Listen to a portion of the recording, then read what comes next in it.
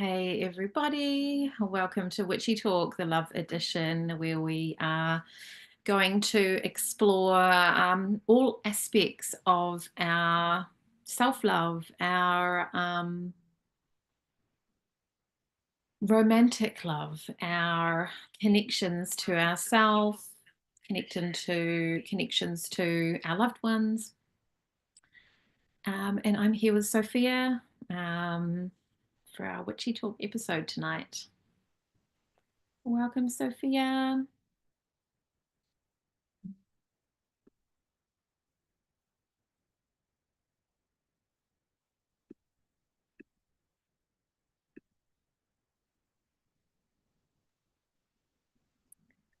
Doing some tea. Hello. All right. I'm unmuted, I believe. Oh yeah, Let me see if I can jump back on the video because the host has disabled it. Come on, Nicola, where's the love at here? I'm trying to. Where is that? Oh, there we go.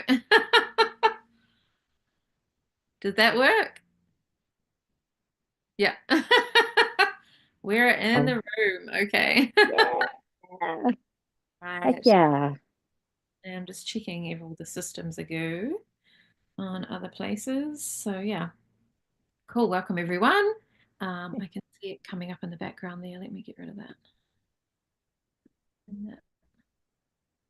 Cool, yeah. So we're here to talk about Valentine's Day tomorrow. We've just had our full moon in Leo. Leo, all about embracing our own self-confidence, our central sun, our being proud of ourselves, being confident in being who we are, having that feline energy, feeling safe to be sensual and confident in our bodies. And I had a beautiful healing session today, which really helped uncover some really deep layers within my belly, within my sacral center, within my womb space.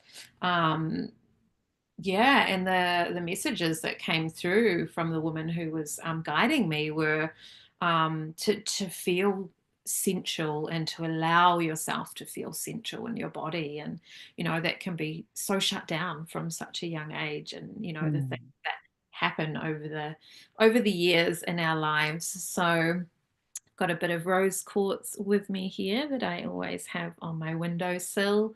And I know Sophia's got some beautiful roses with her as well. And you've got your rose quartz. So I do, absolutely. But I keep in my windowsill as well. it's a good space to have it. It's a great way to place a protection on your home, that anything that comes through those windows is filtered through love. And that, yeah. Absolutely. Absolutely that. So cheers from my space to yours. Um, I'm having some of my favorite tea, and this is something as simple as just pouring myself a cup of tea, taking those few minutes while my water is brewing and doing its thing, and the act of pouring that and fixing myself something I really enjoy. I'm a chai tea fanatic. I love chai tea, and so a simple act as such is a few minutes of self-love. Even if my day is busy, I take those moments, and I've realized over the years how important it is, how important it is for us to love ourselves because that trickles down in so many different ways in our journey here through life. And so I'm excited to be here with you tonight and share some of that. Um, I did actually bring in some roses from my garden space, and I don't know if we can. You think I can flip this around? I'll just Yeah. kind of Yeah. kind of share some of that. Hey, from the AZ to the NZ coming at you tonight. So thanks for jumping on. We've got that bloody old Saint Valentine with us. Um, yeah, so I've got these roses here from my garden space, and I was sharing with Nicola earlier. I pulled these in, and they are so lovely. So pretty. And this plant here, I actually I had purchased from one of my local grocery stores 2 Halloweens ago. These plants were actually shoved underneath a dusty shelf and they were drying out, nearly dead. And I had asked the store clerk, can I purchase these, please? I purchased them for a few bucks and I was determined to bring them home and give them some sweet, loving care, um, and nurture them. And so this year, they decided to bloom. Actually, here within the last few weeks, they've been blooming beautiful flowers. And so I decided to cut some of these and bring it here into this space. I've got some fragrant candles burning for us tonight. I was gifted this candle. It is pink, and I've had this sitting here alongside our rose quartz. This is a strawberries and cream. So it's very fragrant and it smells so delicious. Mm, So I wanted to share that with our space tonight. And yeah, as I was cutting these, by the way, I was pricked by a thorn.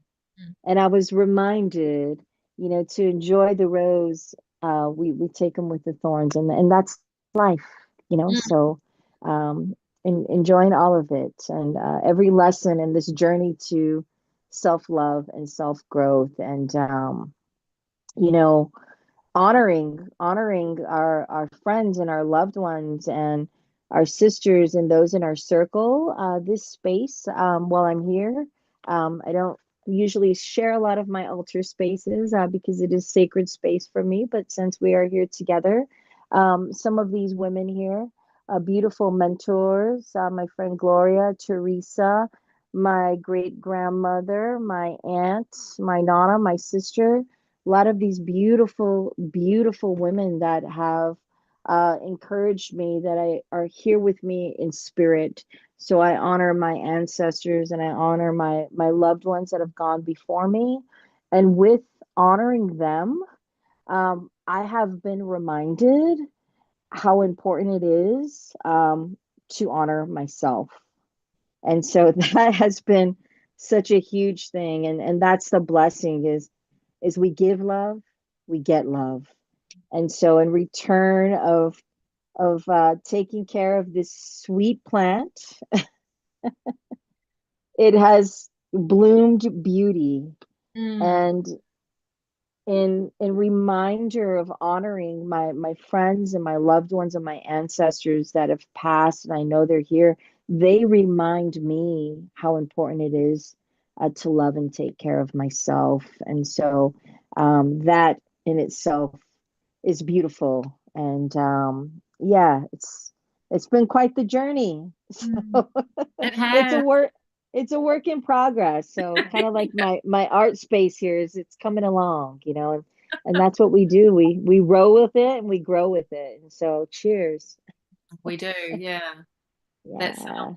amazing that your candle is strawberries and cream, because in the healing session today, I had a vision of strawberries dropping into cream as a part of the self-love. Oh And my like, yeah, gosh. I know. I was like, she's like doing a healing and light language over me, and I'm like, oh, that's strawberries. And I'm like, oh, they're dropping into cream. Oh, I'm really hungry Oh my gosh. You got to get you some, girlfriend. If that's not a sign, I don't know what is. now. Yeah, I know, yeah. Oh, yes. But we're here, and that's what's important, is regardless of what obstacles may come our way.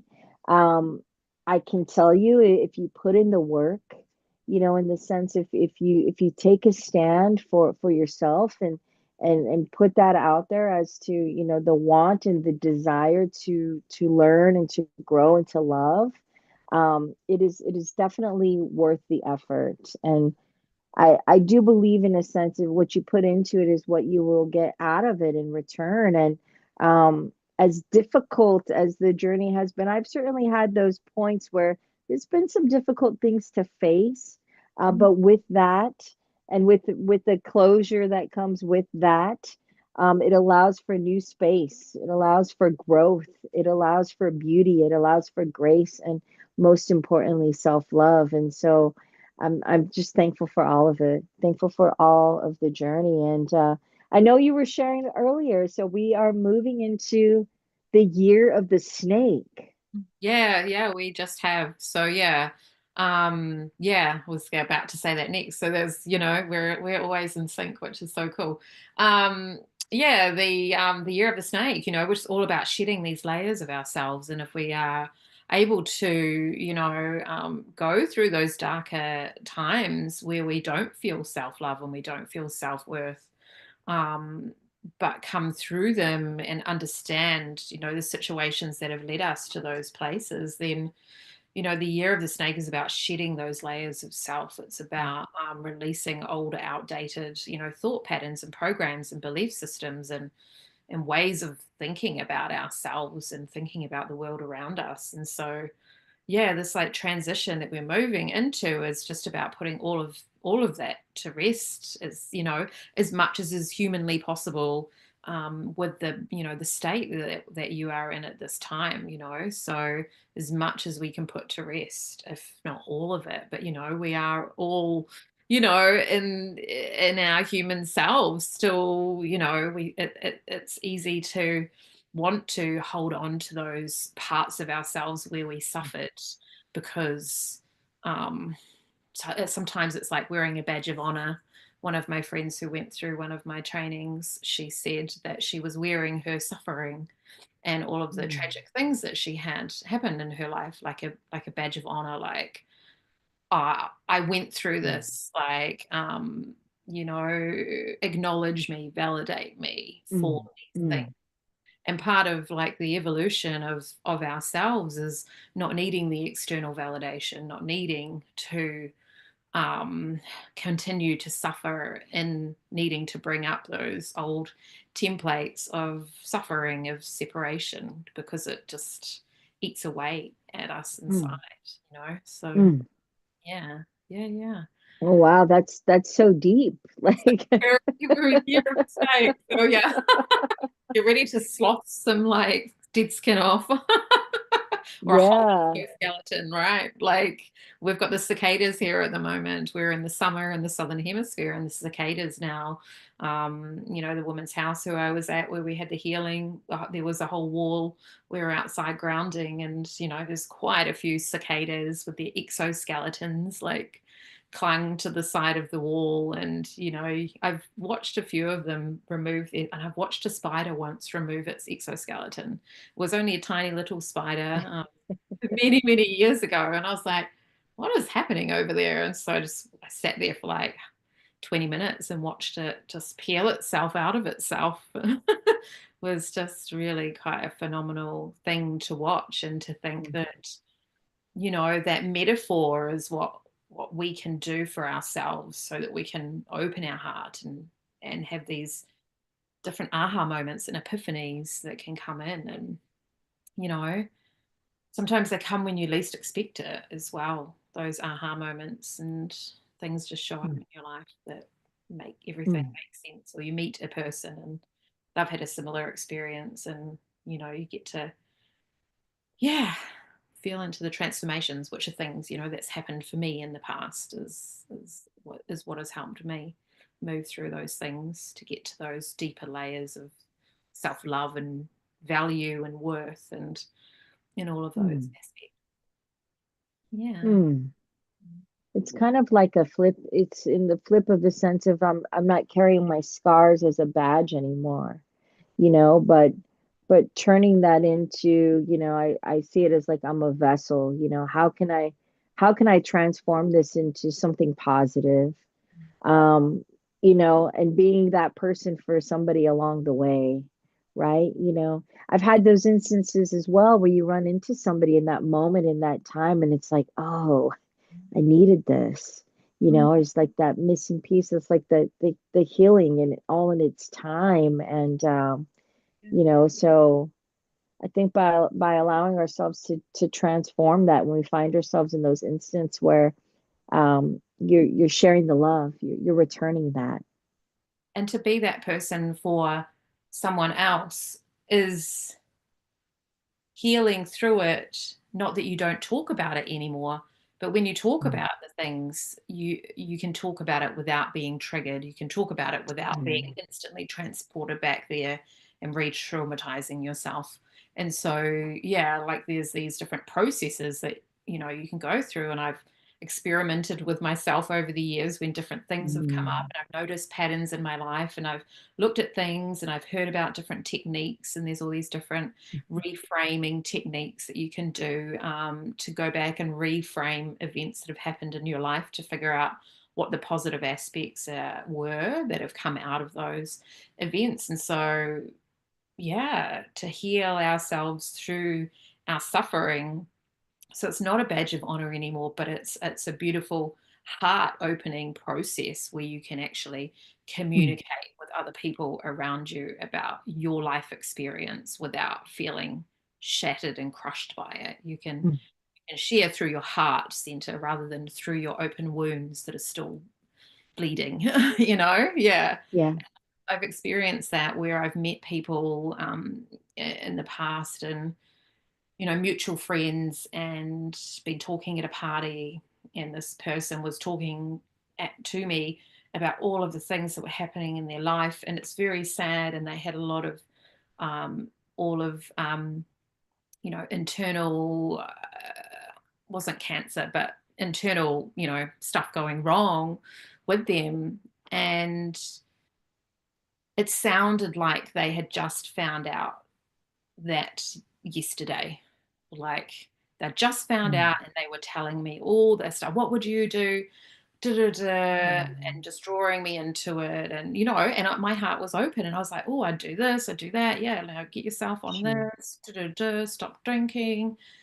And then the next day, I was telling my friend about the interaction, and they're like, they have known about that for like 2 years or 4 years or something. Like they're just using it as a way to get attention by being in suffering and not doing anything actually Oh, about it. And it's a really sad story. There's a mm, lot of people who have tried to help this person, and it's just really sad.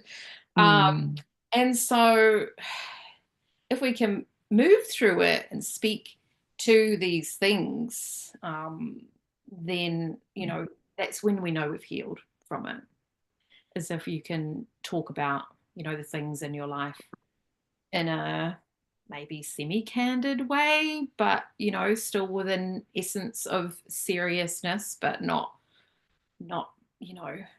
density and soul sucking. And essentially. a pa Yeah. yeah.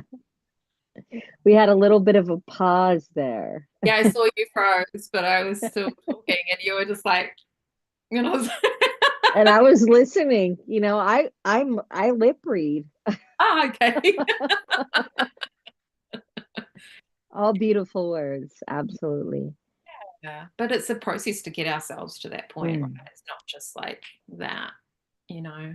So yeah. Yeah, I do know.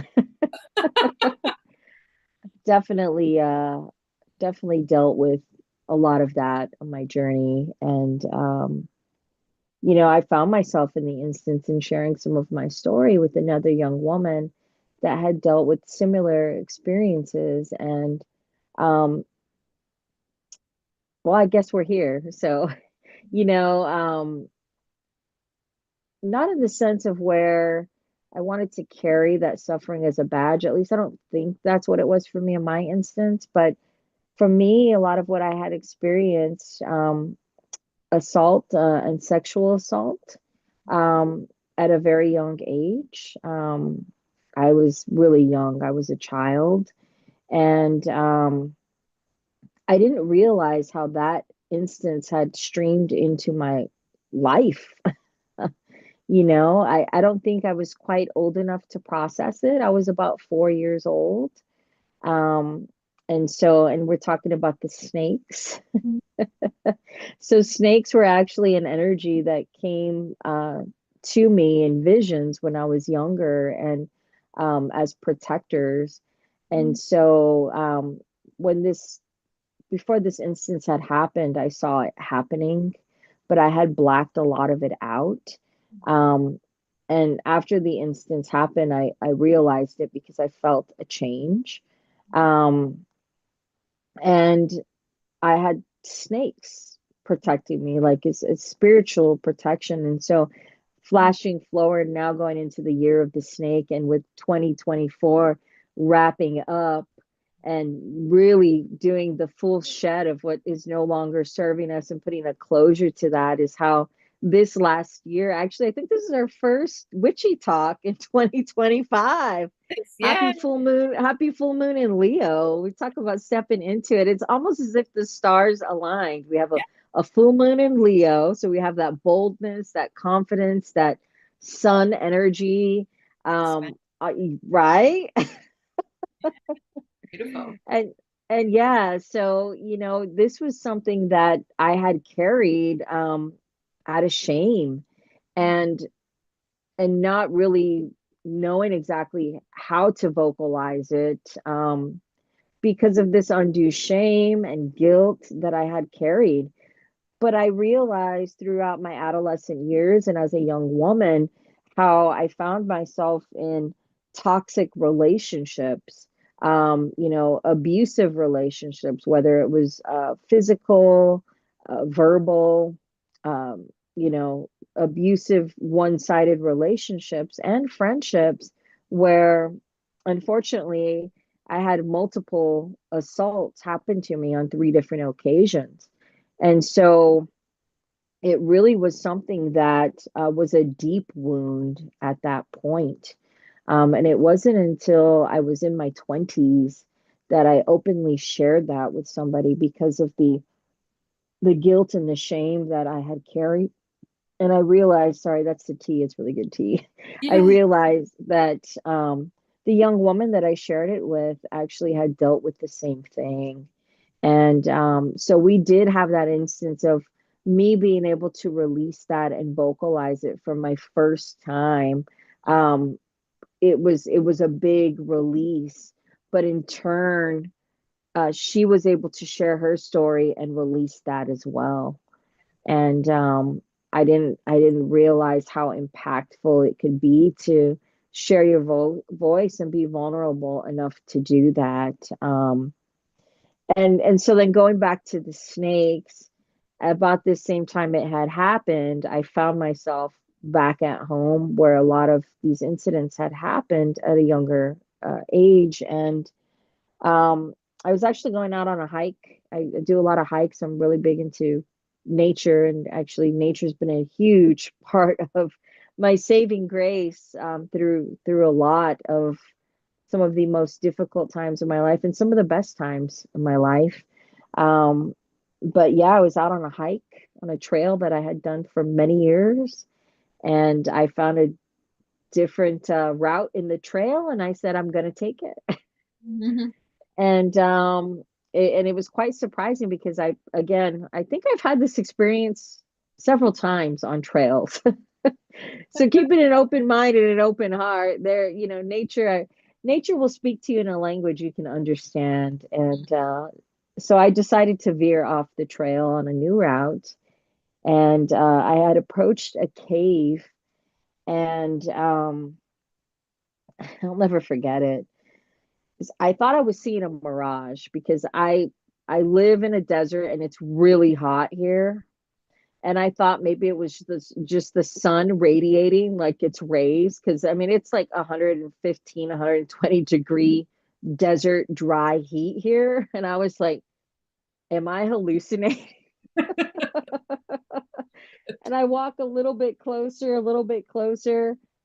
and I'm like, oh my gosh, my eyes got so big, and I saw this snake shedding its skin. It was like National Geographic before Oh, my eyes. whoa. And Yeah. at this point, I'm maybe like 20 feet from it. And it was right in the center of this cave that was carved naturally from this rock, this Oh, beautiful granite rock with crystals. And this cave, I mean, I'm like, what is going on? It was so So magical. Oh my gosh. And I'm like, oh shit. And at this point, because we have a lot of venomous snakes, so we have pit vipers here, and a lot of them are diamondback rattlesnakes, and they can get like 6, 7 feet. And this guy was huge and he was coiled up. And literally, as he's moving up, his skin is peeling away from his body. And I'm like, oh shit. Like, I am absolutely terrified, but I have to watch this. Like, I have to fucking see To watch this. I'm like, this it. is really happening. Yeah. Yeah. In the This would cave, be, with the crystals, in the sunlight probably beaming in on it. Yeah. oh, dude. It was like, oh, I'm going Yeah. to show you something really cool today, Sophia. Check this out. Terrifying and beautiful all in the same way. And sometimes, I mean, for me, that the journey to self-love has been that. It has been terrifying. I mean, when I say I've dealt with, rape, Mm. sexual assault very, very young, and I don't say this lightly. I understand that these type of issues can be triggering for people, so I don't mean to seem insensitive by this. That's not at all my intent.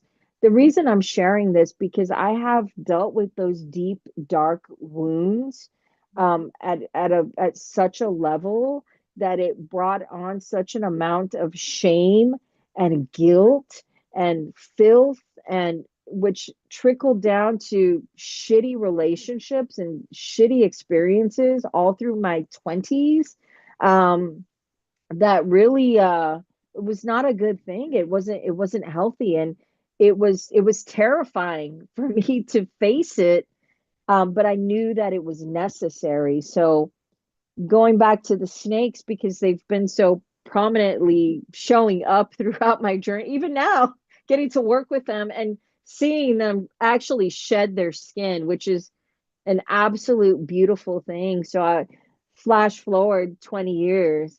Um, I have been given the love to work with nature in such a way where I actually witness snakes shedding their skin.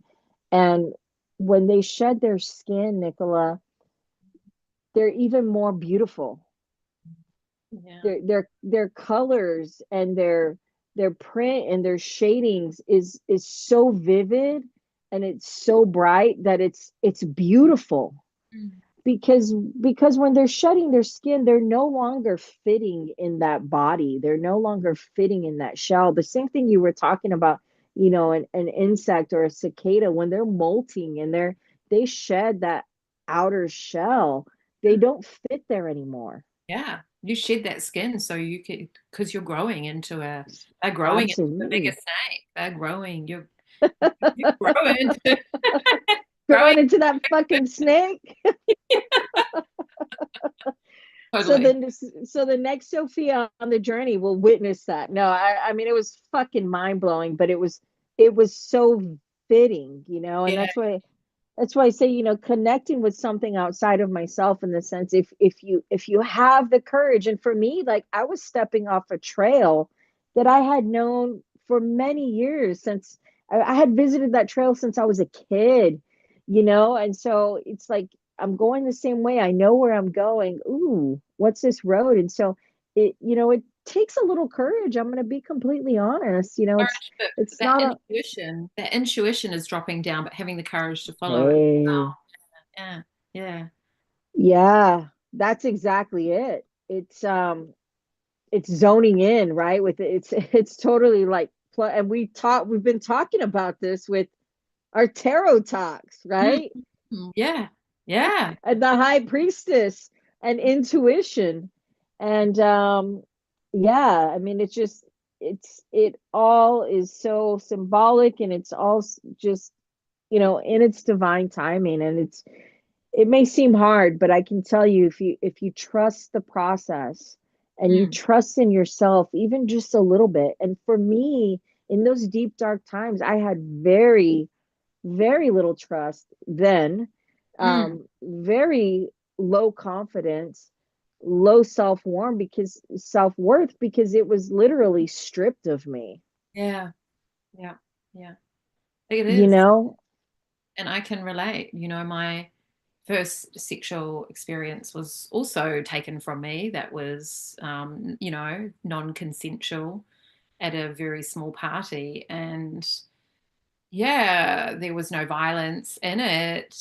There was something, I swear, put in my drink because Oh of, yeah. yeah, not really feeling my body properly. And, Mm, there was shame within that. And, being just a small group of friends and this outsider that had come in for this small gathering that we had. And, the next morning I said to one of my friends that was there, what happened. And she just completely shut me down and said, no, you wanted it. And so I just shut everything down from there. And I mm, felt that I couldn't share that, and that really affected me throughout my 20s as well, and mm, late teens, with not trusting my friend anymore, not trusting my mm, friends, and not trusting people at parties, especially guys who were friends, came with another guy and they were their friends. So being at mhm, any social gathering, with friends was fine. But as soon as there were other men around that I didn't know, it shuts us down, and it shuts that paralyzing anxiety can really come in, and not trusting our decisions anymore. And so that really yeah. like has such a ripple on effect, like you say, with your self-confidence, your self-worth.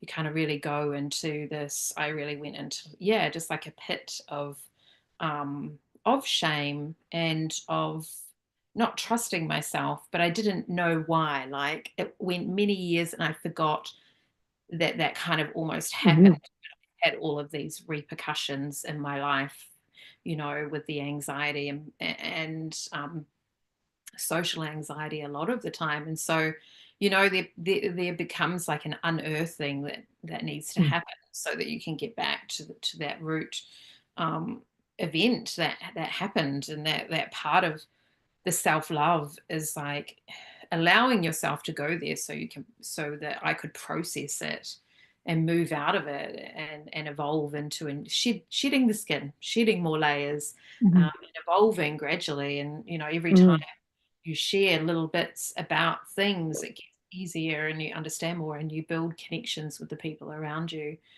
who have experienced similar things. And so sharing and speaking about our experiences, is the transmutation, like the voice and speaking as a part of releasing these things from ourselves. Yeah, so yeah, I feel you with that. and yeah. and that journey that it takes to, yeah, to trust myself, to put Mm, myself in good situations where those mm. things aren't going to happen, Right. again. Yeah. Yeah. And I mean, I know that's, I didn't mean to take such a turn, but I know that that in itself has been a huge defining moment as to really pulling up my bootstraps, for lack of better terms, and having to face it, because I had the instance occur. Obviously, I had the instance that happened to me as a very young girl, but as I moved into my adolescent years with friend groups as well, I had it resurface, different places, different faces, but the same instances reoccur, three different times for me. And, going back to the mirror and trying to self reflect as I look at the mirror behind me now, but projecting out love, right? um, but going back to those instances as to, why is this in my space? What is this in my focus? And realizing that, a lot of it, yes, the low self-worth, the low self-confidence, and then facing things. Why am I putting myself in these situations? I was roofied, I was drugged on two of those occasions. I know that. And so, being told that you brought it on to you, or you're asking for it because you dress too sexy. I'm in my 20s, I was rocking it, and it was like, no. And being put in a situation where when you are assaulted as such, there's no excuse, rhyme, or reason for that. you're surely violated at that point. Um, and speaking about it openly, because um, going back, it's not in the sense of reopening those wounds, but I was actually looking at a cup I have, and it's an old Japanese saucer that I had purchased from like a vintage shop. But it wasn't until later that I had read about how in Japan, when like a vase or a cup cracks, right? You know what I'm talking about, and they fill that crack with the gold paint. Yeah. Um, and it's cracked. It's not tainted. It doesn't devalue it, but it's even more beautiful. Yeah. You know, it's The most the precious thing you can add to it, the gold. oh my gosh. And so I was thinking about this, and I came home, and my wife is watching this documentary, and she's like, "Do not interrupt me. Like, get out of the TV." It was a process of a young man that was being trained from his dad, that was trained from his dad, and they curate like these, you're talking like 12, 13, dynasty, like these pieces of pottery and clay, and the way that they layer the gold leafing and the figments and the ceramics to really get it so precise. Like Mhm. that's all they do. They've dedicated their life multiple generations to perfecting in essence, and really wanting to honor that cracked piece, Mhm. and give it the most beautiful love that they possibly can, Mhm. using these tools. And I was just like, wow, because it wasn't just as simple as filling a crack. Yeah. It was a process. Mhm. And Totally. so it's not something that's just like that, right? There's a process to it, and refining and going through and peeling back those layers, and maybe going through multiple molds and multiple sheds until you're like, wow, this is beautiful, Mm. you know. Yeah. um yeah, and I think for me I was led to a mirror.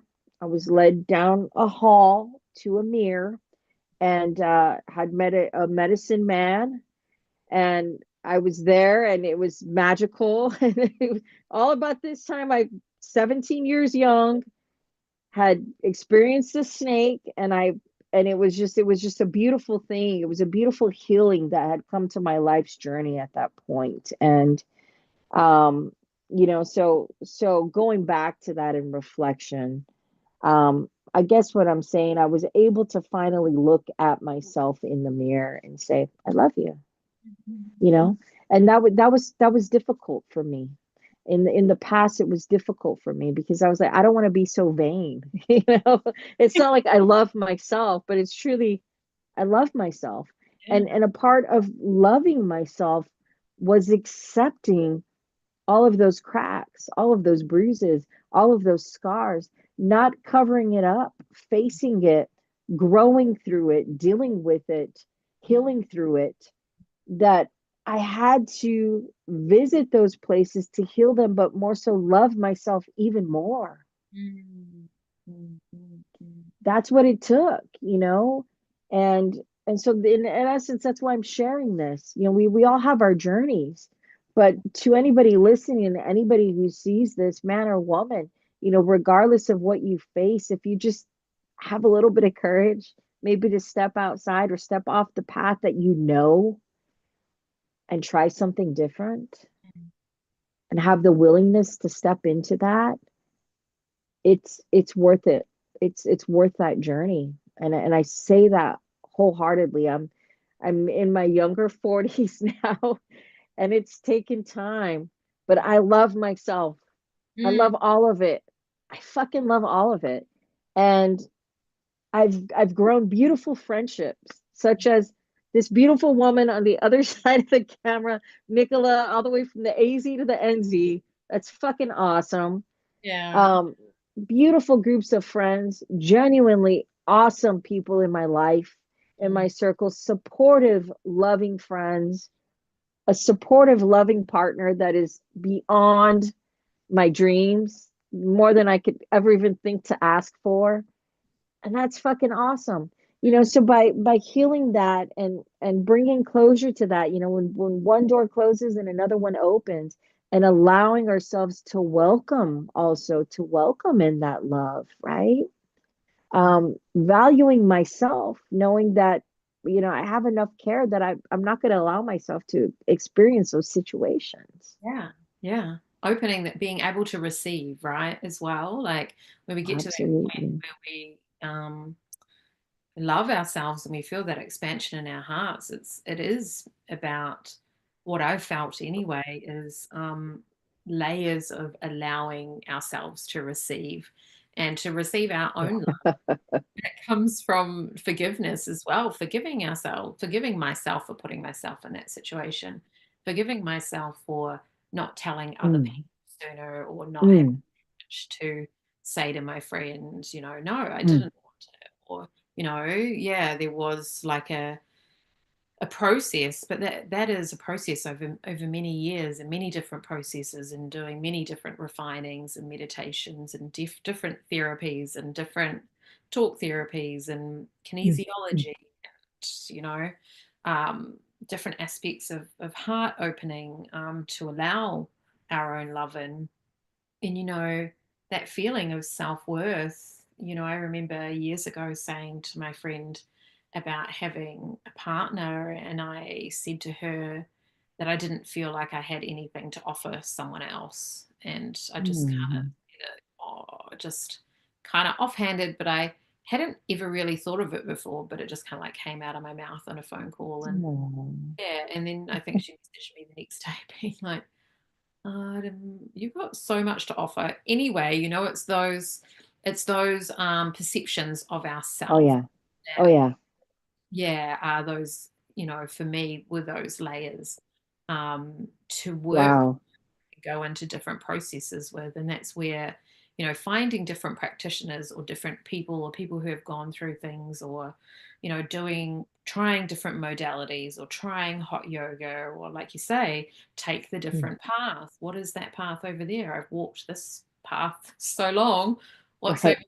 there? And, doing hot yoga will allow your muscles to stretch and different emotions will come up. Trying a different modality, getting an oracle or a tarot card reading, going, being open with your friends and telling them your experiences so they understand deeper layers of Mm, yourself. And that's where because I got shut down, like the next day from that, I just didn't mm, feel like I could tell any of the people around me. And then you go so many years not telling anyone. And mm. so then what's another year? What's another year? What's another year?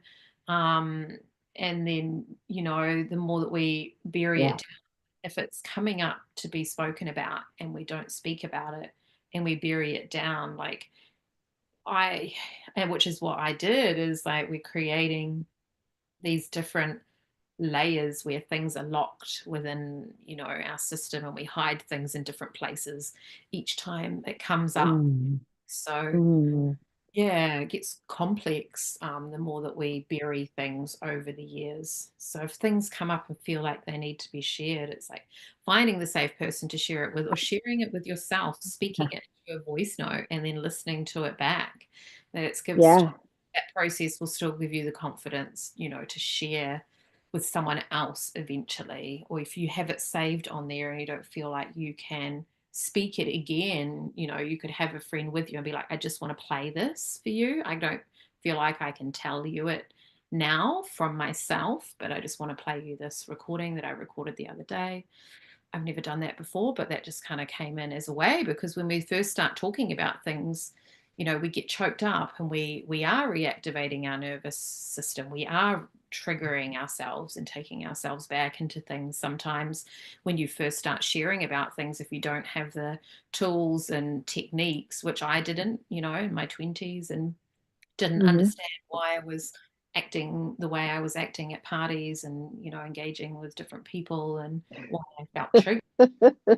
We didn't have all of the knowledge that we have now to understand that your nervous system's dysregulated, you're being re-triggered and you're reliving stuff and that information just wasn't there. So yeah, what I'm getting at is like if things come up to be shared, write it down, start to get it out in different layers because, Sophia and I are speaking about these things now in this way where we remaining, regulated, but it wasn't that way Mhm. initially, when the processes started to happen. Like Oh, there was grief, and it's a dark place, and it's a spiral, and there's depth, But that's where having the capacity to radiate that beautiful love into that space is where that, yeah, the shedding of the snake again. yeah, and I mean, it's absolutely that. It wasn't easy. And, as in my younger 20s, I was in the scene, instead of not knowing how to deal with those emotions in a healthy way. I was in the club scene. I was partying like a rock star. I was partying with rock stars. I was living a wild life, Yeah. and not being able to really know how to process it in a healthy way, knowing I had to, but in essence, turning to things that were kind of just like I say, putting a blanket over it, not really dealing with it. Kind of just passing the time, drowning it out in noise, for lack of better words. So I spent several years doing that. Um, and I had a process of where I met people along the path. It was um, realizing that I couldn't keep doing the same thing and expect a different result. Yeah. You Yeah. know, I had to be willing to make a change. And really, I had to connect back to myself. Mm. And you had mentioned earlier as far as the body and how it affects, like, sometimes if I'm feeling pain or tension and I'm feeling it like in certain areas of my back or Mm. certain areas of my shoulder blade, and it just kind of builds there. Um, for me, when I met this earth angel, that we had a healing session, um, and I was led to a medicine man. That's no, for another conversation. It was Yeah, it was definitely a blessing. But for me, what it led to is physical ailment, because I had carried that for so long. At this point, I was 17, and so I had been assaulted as a young girl. I was 4. That I didn't share it with anybody. That it led to physically my body shutting down. Physically, my liver wasn't working anymore. My organs, like, I physically was shutting down. Spiritually, a mess. Mentally, I mean, holistically, right? All of it. Um, Disassociatively. Yeah.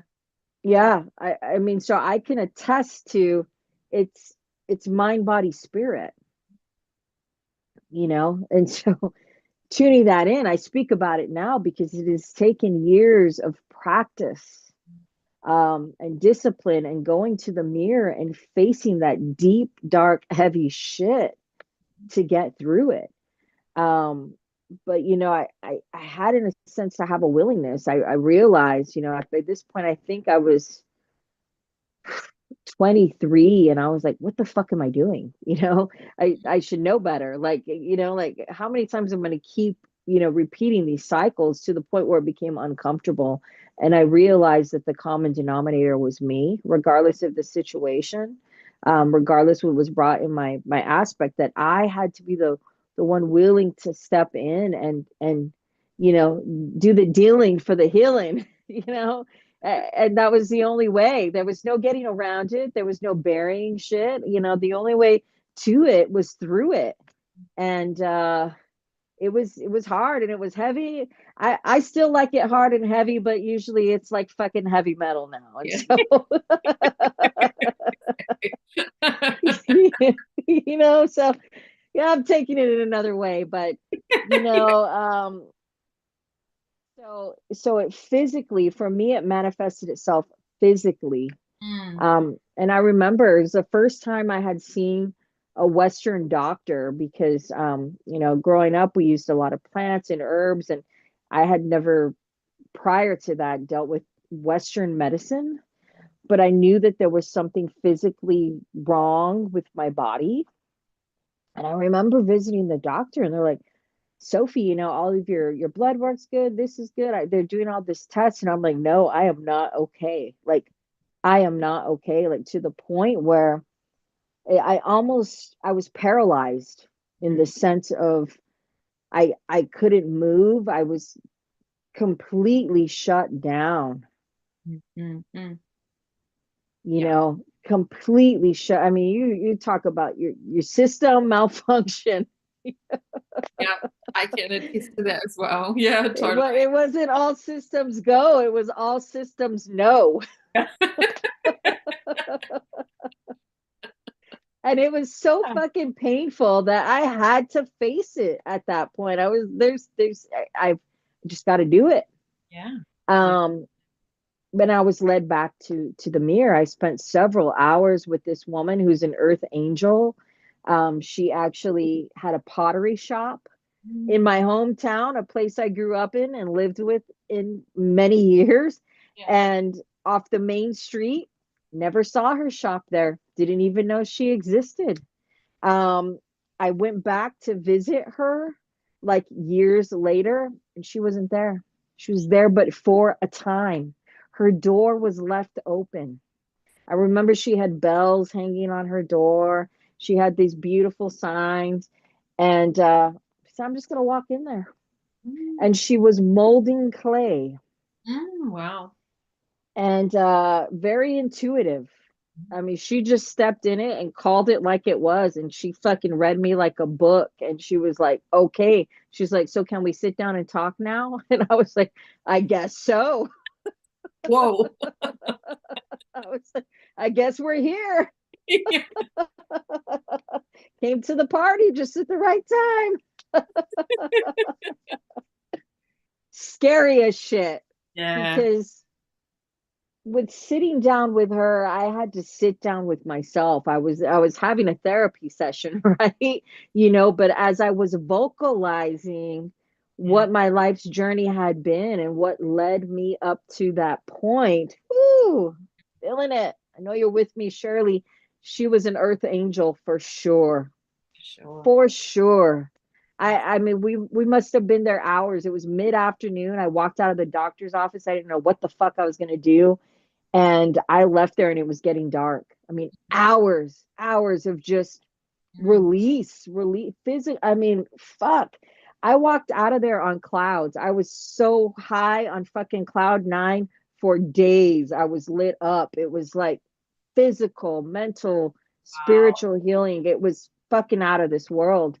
Yeah. And you Wow. know, yeah, So at amazing the that happened straight after you walked out of the doctor's and then you found her like oh yeah. within like 20 minutes or 10 minutes of Oh, walking. it was, yeah, probably about a 12, 13-minute walk from one corner of the street to like mid Main Street. Wow. So crazy. Yeah. Yeah. Yeah. So I'm like, you know, take a leap of faith, follow it. Yeah. I honestly was so scared for my life, Nicola, that I had no idea. I'm like, I can't go home. I don't know what I'm gonna do. I was just at that point such a mess. I mean, my chakras, my energy, I mean, she read it all. She read my aura, she read what was going on, and I was like, she's like, "Can we sit down and talk?" I guess so. Wow. And I remember her leading me. She must have had her living area there, but she said, okay. And I don't even know how I was able to fucking walk because I was just like literally on cloud nine. And she led me over to this hallway that probably was like 50 feet, but it seemed like it was right here. And she's like, take a little closer of a look. And I had this mirror in front of my face. And she's like, and I'm like, I did not remember the last time that I had looked at myself in the mirror. It had been years. It had been years of me carrying the trauma, the pain, the scars, the shame, the guilt, the ill feeling towards myself, towards myself. Like it was just, it was the first time I had looked at myself in the mirror since I was a really young girl. And she was able to share, to bring that to me in the sense we were talking about being that other person for somebody else. Mm.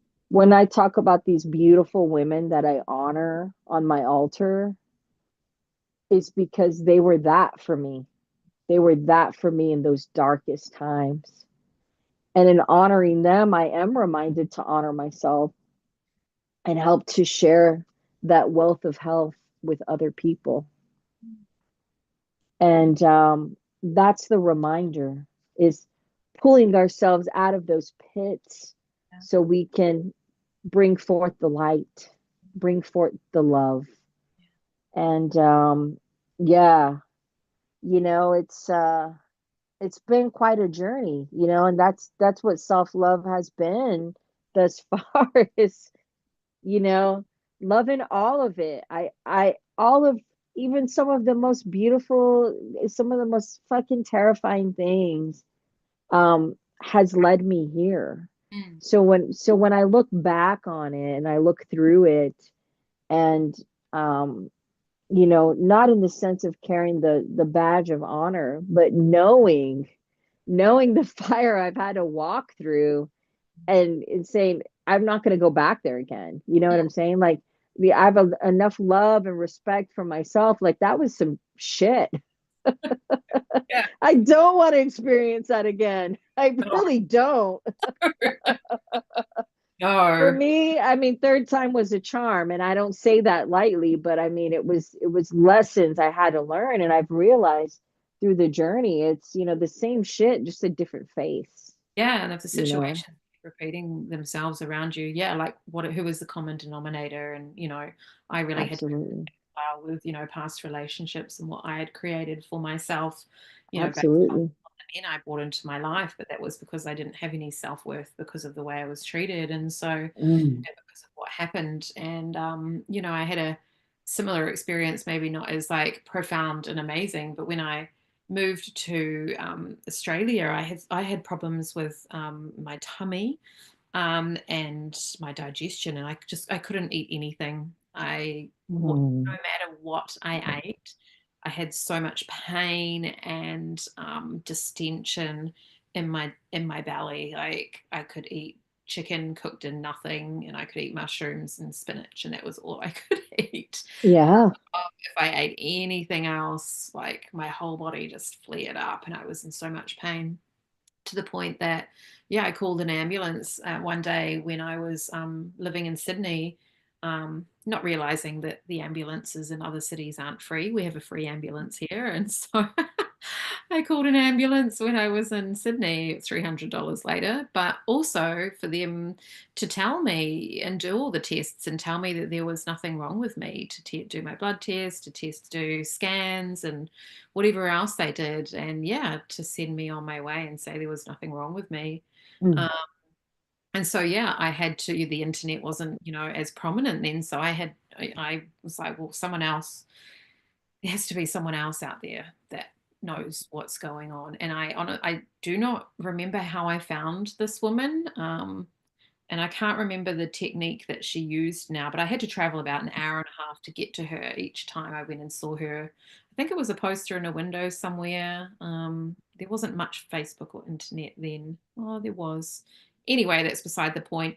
And it was, yeah, all these body scans and chakra scans and energetic scans and releasing, yeah, all of this tension. And there wasn't really talk therapy or talking about things, but it was just noticing where the tension was, and she would give me remedies to take. And yeah, I remember thinking, I don't care if I have to travel 5 hours each way to get to her, like I Right. I would do it because it was working. And yeah, I had an experience when I was younger as well of just taking way too many psychedelics when I was at a New Year's party and just like feeling like I'd lost my mind and I was never going to come back to Earth. Anyway, that kind of played into my detachment as well as from the Mhm. sexual trauma. Like those two overlapped each other. Mhm. And yeah, like I said, at parties and socializing, I just was like inwards and just detached from the people around me, and everyone was like an alien. And Mhm. yeah, we had a party at our house in Sydney and we had a sunroom, and I fell asleep on a beanbag, and there was this shelf of books next to me, and I don't know whose book it was. I don't know where it came from, but when I opened my eyes, it was like at my eye level.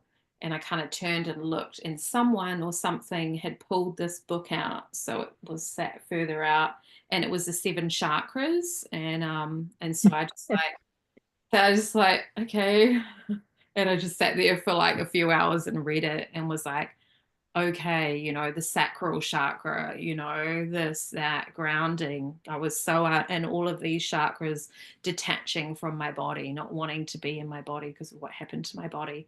Also, finding Mhm. it hard to be Mhm. in my body because of that psychedelic experience. I was just like so Right. easily taken out of my body. There were years where I couldn't do any, even smoking weed or even having alcohol, just like got Right. straight out of my body again. And so, yeah, like whoever or whatever pulled that book out right at my eye level was literally the first thing I looked at when I opened my eyes. Yeah, that was a pivotal moment for me in terms of like energetic healing and For learning about sure.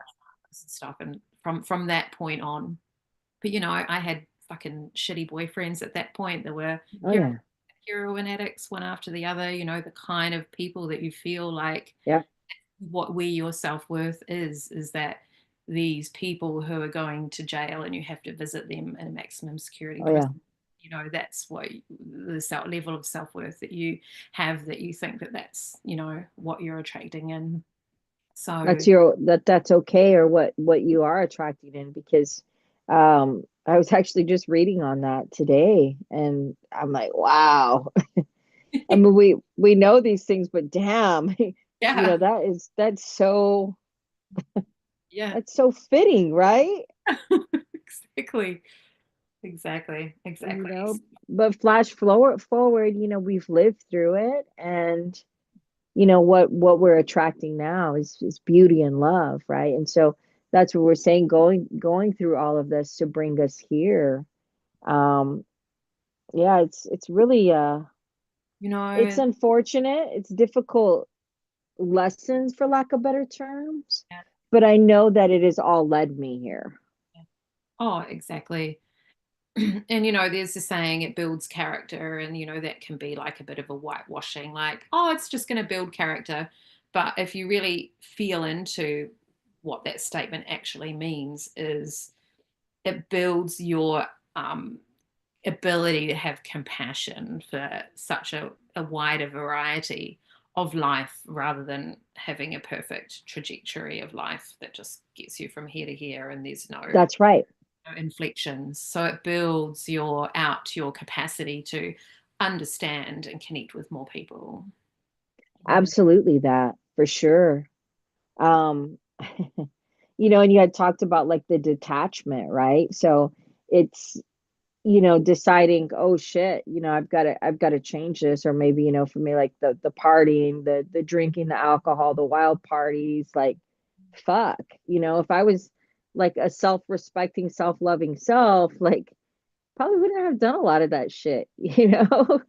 like just crazy shit. Like, I was in a really bad car accident, like near death experience, and like seeing stuff that's like, fuck, Sophia, and then totally going straight edge. Like I was like total straight edge, like not going to consume anything but tea. Like, like, and so then having to really face stuff and not being able to have any type of Mm. uh anything to help lubricate or shield yourself from really getting in there, Yeah. right?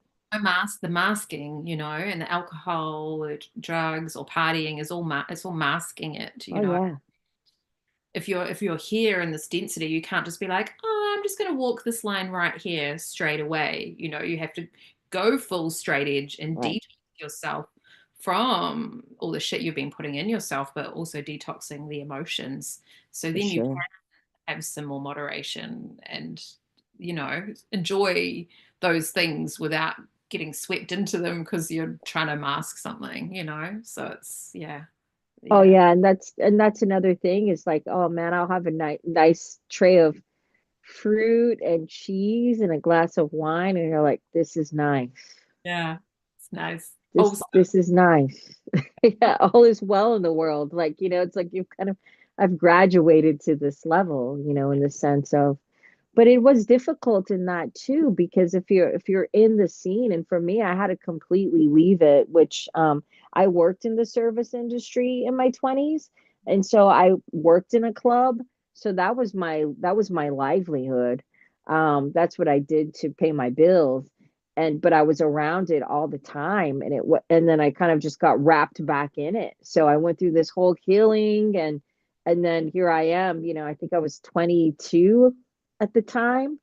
And I did that for about 5 years of just the scene, and not realizing that I was in it, because I was so like caught up in the work that it was just became like a routine. Um, and it was difficult in the sense to step away from it at the time, because, in a sense, that becomes your life, or what you know and what you do. And then, your friends too. It was like, what's the matter, Sophia? You're too good for us now. You can't hang out. You can't do this. It was like, I really just don't enjoy that. You know, I really don't. I don't like waking up feeling shitty or what the fuck happened, like it's just not cool. How did I get home last night? Like it's just not fun anymore, like yeah, so, and that there was a lot of I guess bullying in some sense, or being kind of treated by people that I thought were my friends, in the sense, because I decide I want to change my life. yeah, or like we don't know who you are anymore, and there's like Oh yeah. removing from like the toxicity around you, and if you can see the people still spiraling into those doing those same patterns, and you feel like those people, if they're still partying and how long are they going to still go on like that? But it's not up to, there's no saving other people. It's like that's Yeah. where self-love comes in again. It's like if you need to remove yourself from that, then, yeah, that And is. it does. I mean, it takes some pretty big balls in that sense, for lack of better terms, because I won't forget it. I have friends that are in their 50s, and some years went on, and it was like, hey, Sophie, come and visit us when you're in town. Okay. So I show up with this 6 pack of beer, Guinness, the beer I enjoy, that I like to maybe have one or two, and I thought it would be nice. And they're like, what the fuck? I'm like, I'm not trying to drink to like get drunk, I just thought I'd come and like kick back, but it's just too like judgment within that circle, right? And I can tell you though, like the change that happened in removing myself from those situations, like having enough self-love and respect to know I don't like the way that makes me feel. My life completely changed. There was actually one of my best friends that was a kind of like a tie to that um it was like kind of like just kept dragging me in, but because there was years built in that relationship that I thought was love, um I it was hard for me to leave that situation. It was like those lost puppies I want to save, right? Like, you can do it too, but you have to be ready, right? You have to be willing. Like, You could, I can lead you to water, but I can't make you drink, And so it was a cycle of that, and yeah. I knew ultimately I had to leave the situation. I had to leave the relationship, which was difficult, because it was years and it was time and it was, 17 years. Such a long time. And so it was a long time, but my life extremely changed for the better. Yeah. I'm not saying we won't be friends down the road. We might see each other in passing and be cordial. Mm. But it it changed drastically once I removed from myself from that situation and that environment. It was a night and day difference. And truly what I needed, but I mean, it's not easy. I mean, I don't say these things lightly, like it's easy, but um, if you take the steps, you get there. Mm. Yeah. And Okay. Little by little. It was really yeah, totally. Yeah. Yeah. yeah, and it's a beautiful thing. So we closing it up, wrapping it up with a bow on it, right? So I was kind of sharing with you a little bit earlier when we were talking briefly on the year of the snake, and so it's been these cycles, 17 years from 17, and then again, this course it was 24 years, closing up as we were rolling into 2025. And some of these things had resurfaced. So where the path had led me, actually was doing social work. I started hearing the voices of my friends that I was sharing earlier here in my altar space. A beautiful artist and another woman that really pushed me to utilize my voice and speak. She had this beautiful coffee shop, and I met her when I was young, and she's like, Sophia, I really want you to come to my space. Like, I want to hear you speak. Please share some of your poetry, share some of your words. And like, I I didn't believe in myself then, but she saw something and she really encouraged me to grow into this woman, right? And she was like, just be there, just show up, in other words. And so I honor her. And I've really been thinking about her, and I've been thinking of these two women. And so, without getting too lengthy into it, I go back to my hometown to visit, and actually had my mother-in-law in town, and I wanted to take her out. She's really big into nature and trails as well. And so, I was like, I'm trying to connect, I'm trying to build a relationship. How can we do something that's going to be positive, for both of us? Um, and so I took her to this beautiful space that's like 3 miles from the house I grew up in. And there's people that come from all over the world to go here. There's plants from all over the world. It's a beautiful, like, botanical garden. And it's kind of one of those things that it's in my backyard. I'll go there sometime. Mm, mm, mm, You mm. know, Here I am, like 30 years later. I'm now in my 40s. And I'm like, I should probably go there. Like, I hear so much about it. Like, so I'm like, hey mom, you want to go check out this place? Yeah, that sounds beautiful, Sophie. Like, she's real into plants too. And I'm like, so I go there and they're doing this plant medicine walk. All the local native plants to here, because they do have plants from all over the world, but there was a trail that was designated for local southwestern plants and shrubs and their medicinal properties. And I was like, oh yeah, dude. And so it was connecting to how I'm trying to connect with this mother figure now in my life, my mother-in-law, and connecting with those fond memories I had with my grandmother picking herbs and drying out flowers and medicines. And I was like, yeah, let's do it. So I signed us up for the walk. Mm, And so we do this trail, and I'm like, that was such an awesome experience. Like, local native, sharing about all these plants that I see all around all the time. I'm like, wow, that's really cool. So I'm like, I gotta go to the gift shop, and try to, like, support the local business mm, and see what's going on. So I went in there and they had this small, like, a natural paper book, mm. and it was on the trail Mhm. called the Curandera Trail. It's like a medicine woman, right? And so I'm like, I got to do it. We just did the trail and I had such a good time. And there was some drawn out illustrations of the plant and like their properties and how it grows and like some of the background on it.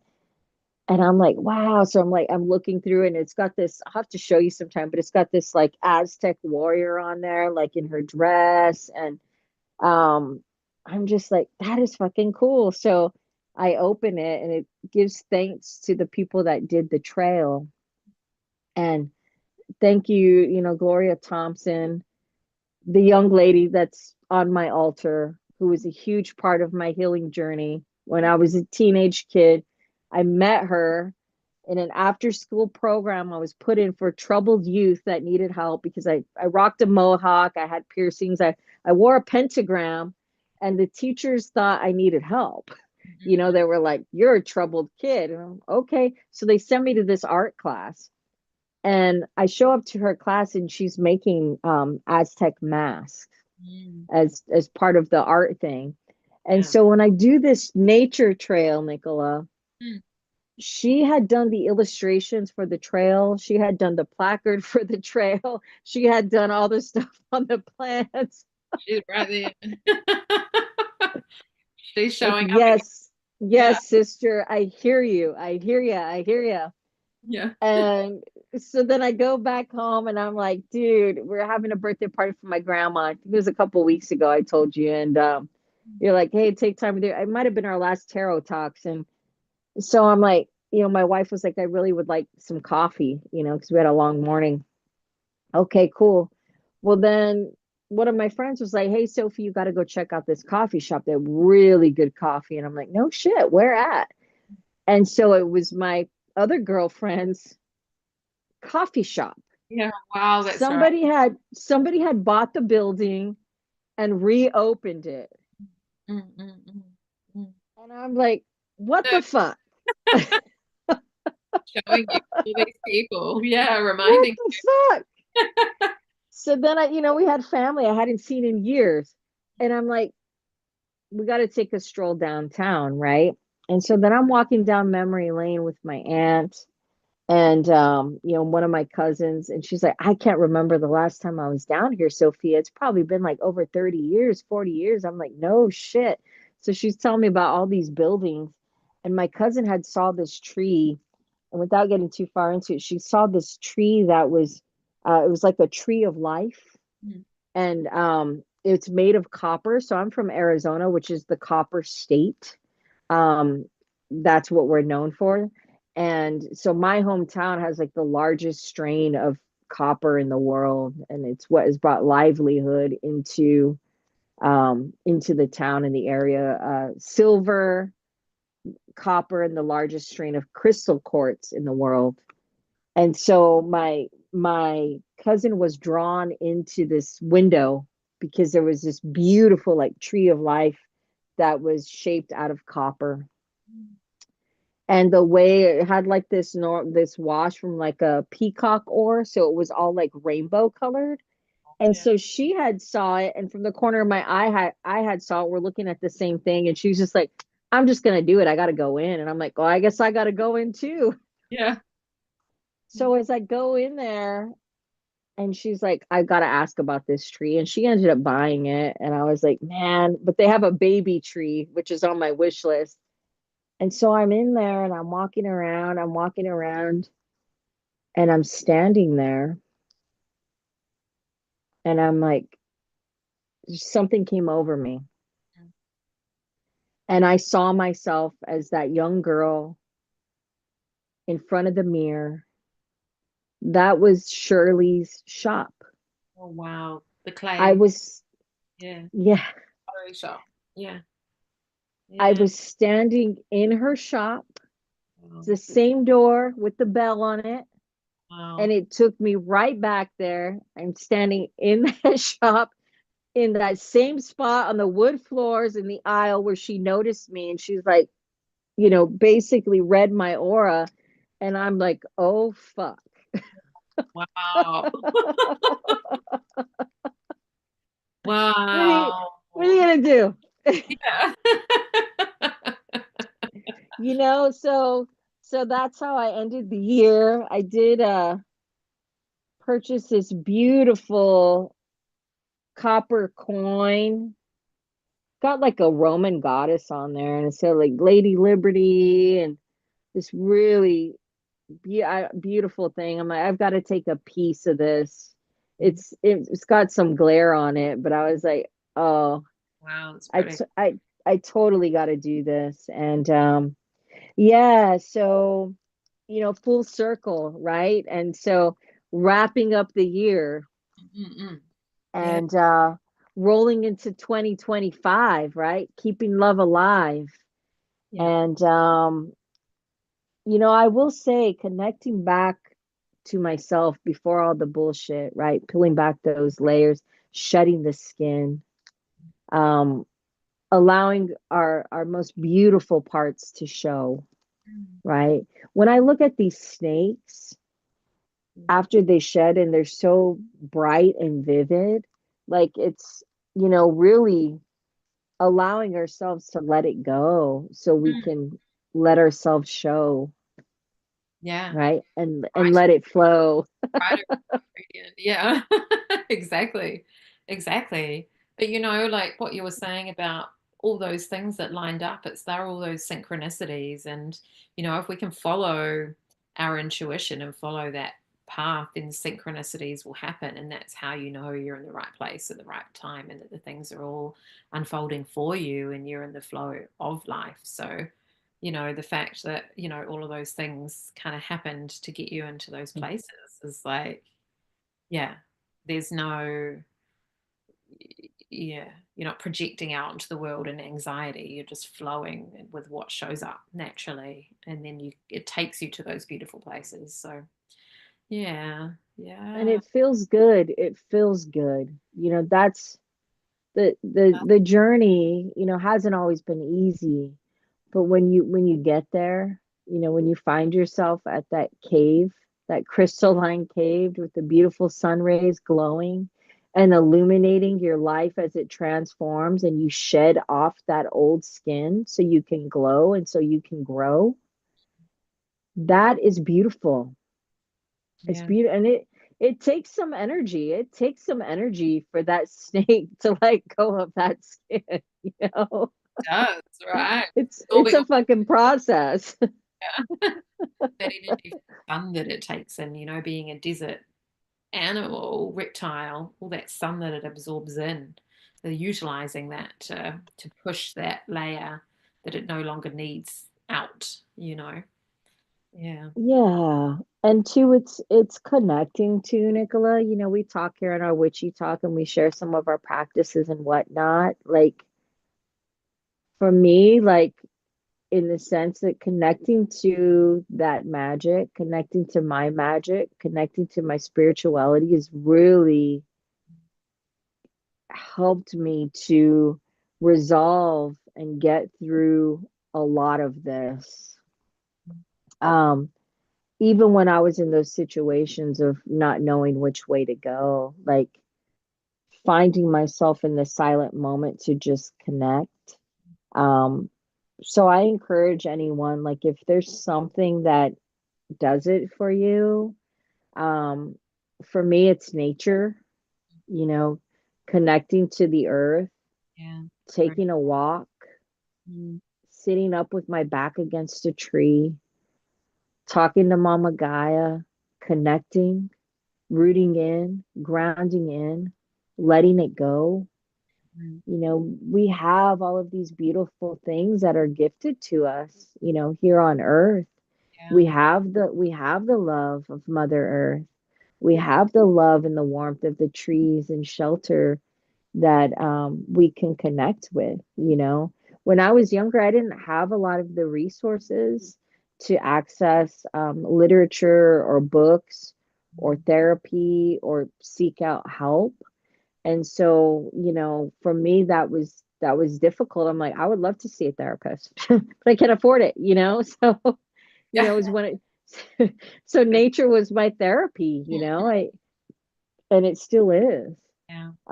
And it typically doesn't cost much, maybe a little gasoline to get there. Mm-mm. Um, but if you look around, beauty can certainly be found. And so just whatever that is for you. Nature's huge. Um, I love heavy metal. Going out to a rock concert, that's a good release as well. It really is.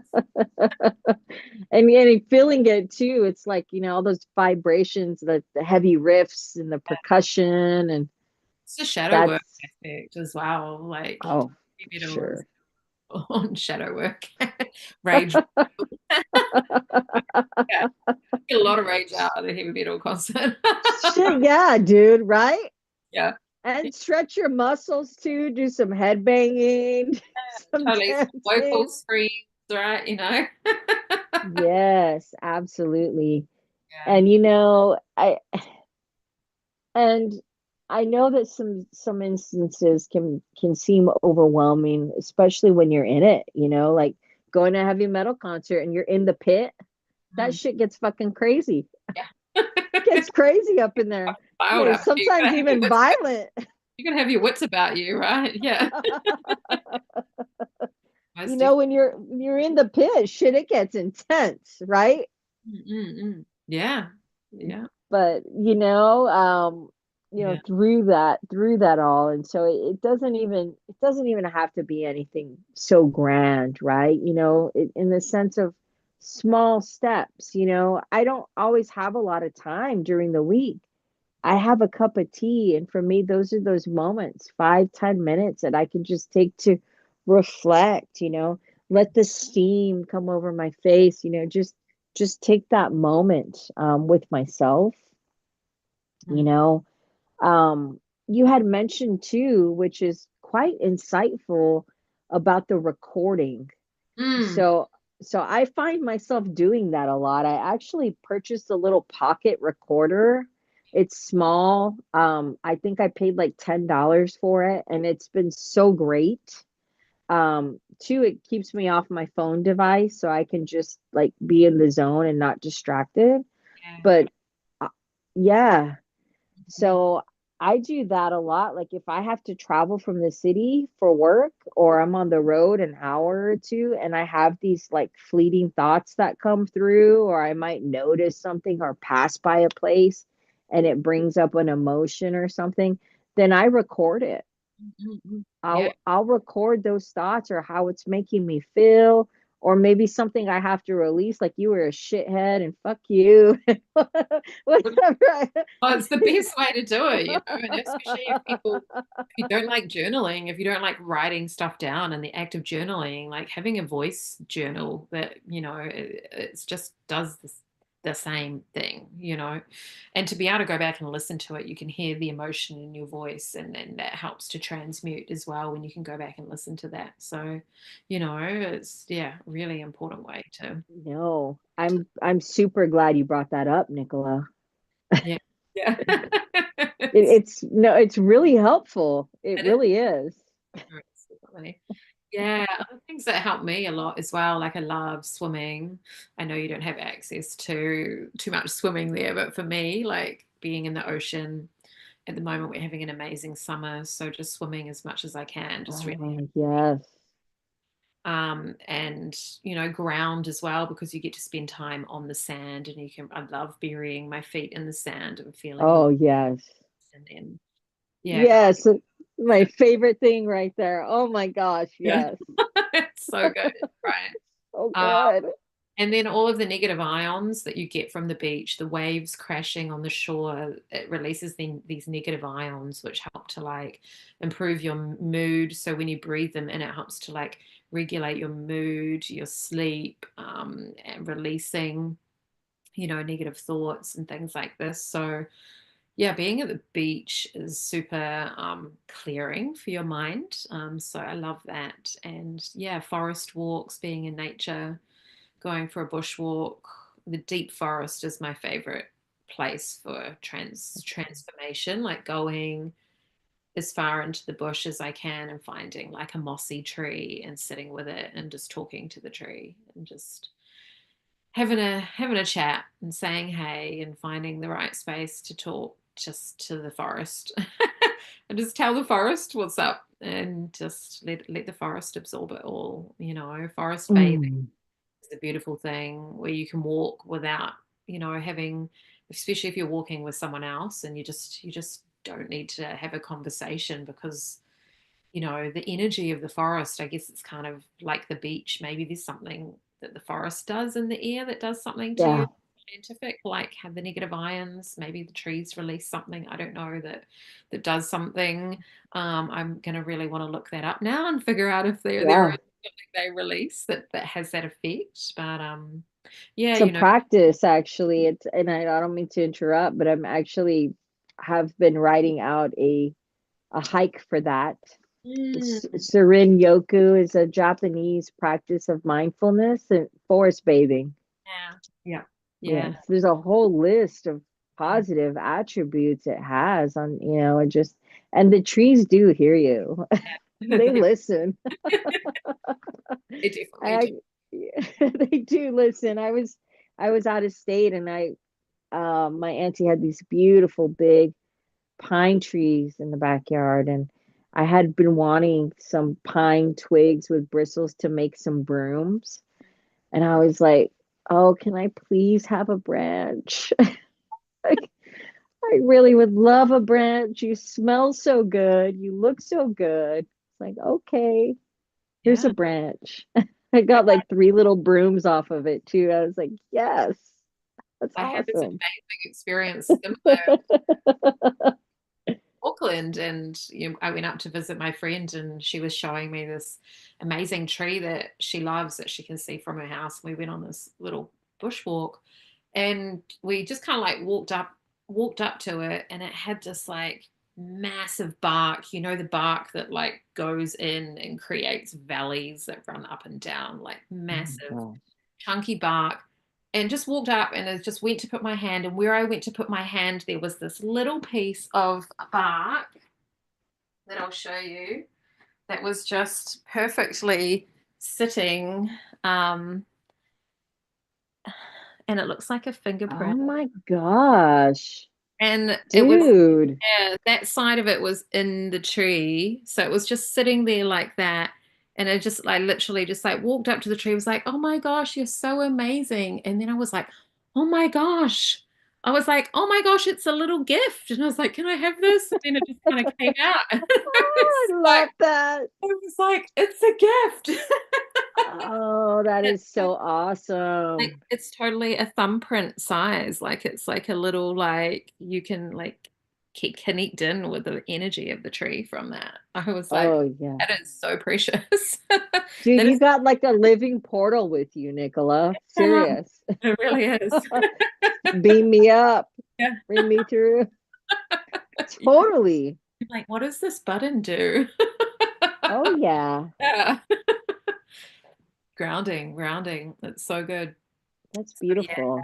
trees. And I know that you love this as well, with your gardening, and I love gardening and digging, and I garden in bare feet a lot as well. So just like really Oh. there with in bare feet, even if I'm using spades and stuff, I'm like definitely not going to amputate a toe, but just being mindful, but I'm going to have bare feet. Yeah. Yeah, I definitely like to feel the dirt on my feet and my hands too. Like I just like to till the soil and circulate this, just get my hands in there, you know? Same thing with the sand. I mean, I'm like, please, yes, I am bringing in some ocean beach love. It is well overdue. I've still got sand on me Oh, today. dude, it's like my favorite thing. As we say that here on my altar, I actually am bringing it in. This is a Oh, little bit of the beach. yeah, The nice. last time I visited the coastline for my first time, it was a dream come true. The Highway 1, the Pacific Coast Highway. I went to this Crystal Cove State Park there, and all these beautiful shells and little pieces of branches washed up. Pretty. This beautiful piece Oh, of wow. um, like birch wood or driftwood. It's so, I love it how they get so smooth over time. Yeah. Oh yeah. So that's my beach. Nice. Yes. I That's my, collect. and I've had it here on my altar space, and I am bringing it Yeah. in. Exactly. Calling that into that, feeling that into Oh yes. your energy. Yes, yes, yes. Yeah.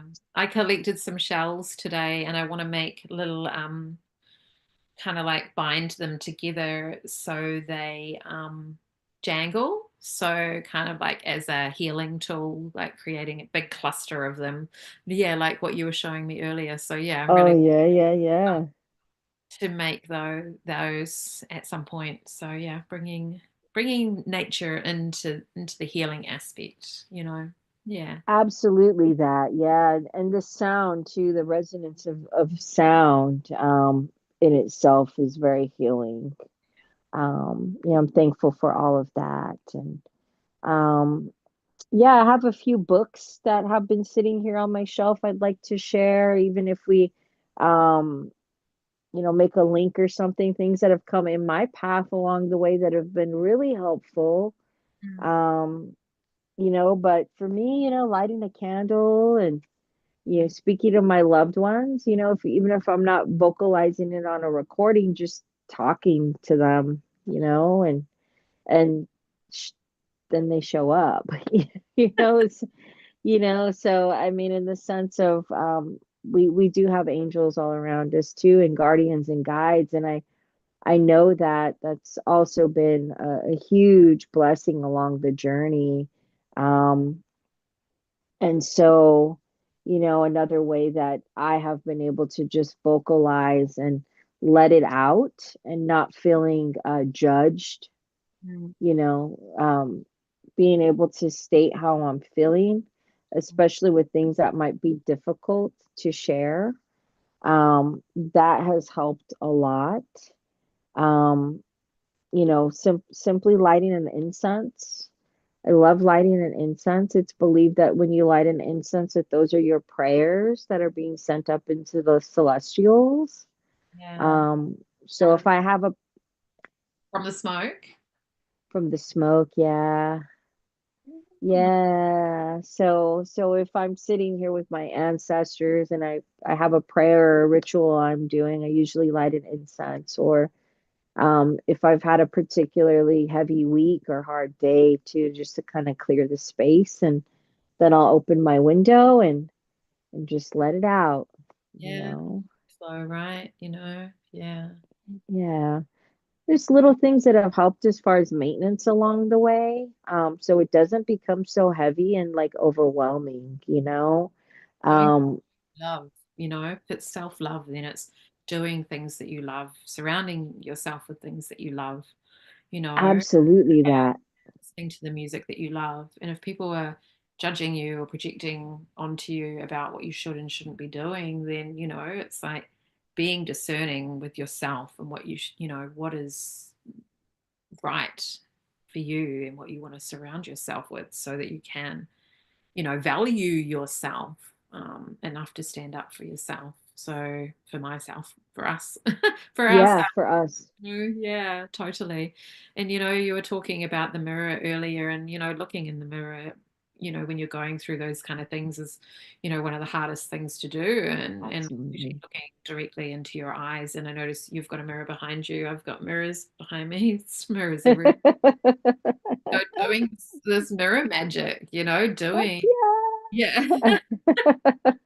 Doing the beauty magic, like when you are, looking after yourself, if you're doing skincare or makeup, to look at yourself in the mirror and use that time to tell yourself you love yourself and that you are beautiful and that you are, beautiful inside and out and the whole way through, from your top of your head down to your toes and everything in between. It's, yeah. And then it's a process. You're not just going to get there the first time you do it, but it's like repeating the pattern and doing it in different instances, and it can be hard, but, you get to a place where um, that's not as much anymore. Yeah. Yeah, I mean, and that resonates. it can be hard. It can seem difficult at first, for me to look at myself in the mirror and say, I love you. You're fucking great, Sophia, was not something that I was used to. No. I wasn't accustomed to that, like, so it seemed kind of unnatural in a sense, maybe like forced in the instance, right? In the sense of creating those good, healthy habits, even if you don't believe it fully 100%, Mm, like you tell yourself that you're feeding yourself, your heart, your mind yeah, positive words, positive affirmations that do break those barriers, right? I mean, into your heart. because of darkness, we have light. Yeah, without one, you can't have the other. Yeah, exactly. The contrast, yeah. And so a really good technique and way to connect into your heart is to imagine that your heart has these different aspects. So one of them is imagine that your heart has an eye and it is looking out at the world from your chest. So see the different perspective from there. And that helps you connect in with what your heart can see. And Ooh, yeah, it's quite powerful. Eh? So just, mm.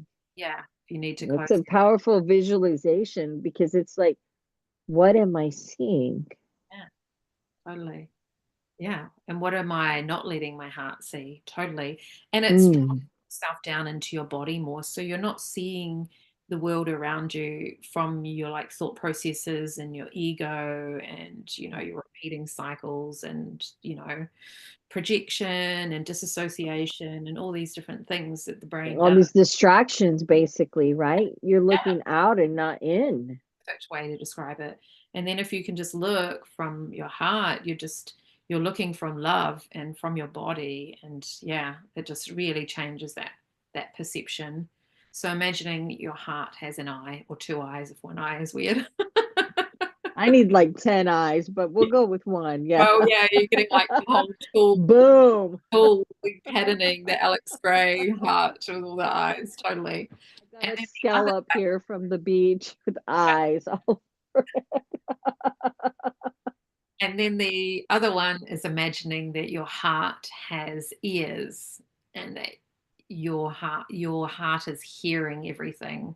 So these ears are not working when you engage the ears that your heart has.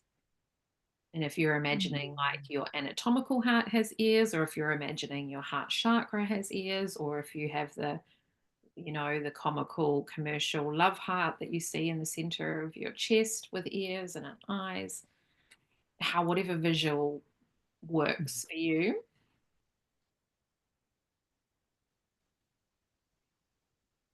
And then the other one is this helps with breathing lower down in your chest. So imagine that your heart has a nose and you are breathing in through your heart rather than into your face. So it helps you breathe in lower in your body and breathing in through the nose of your heart, which sounds weird to say.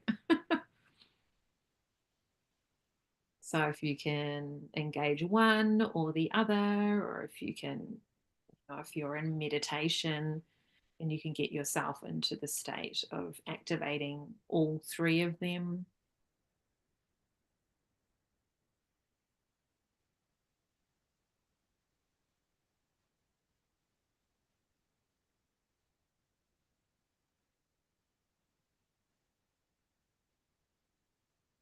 so seeing, listening, Yeah.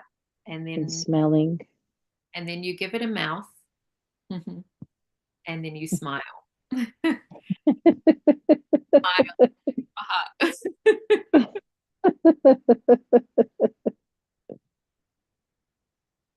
And that's all you do with the mouth. As you smile. Wow, wow, wow.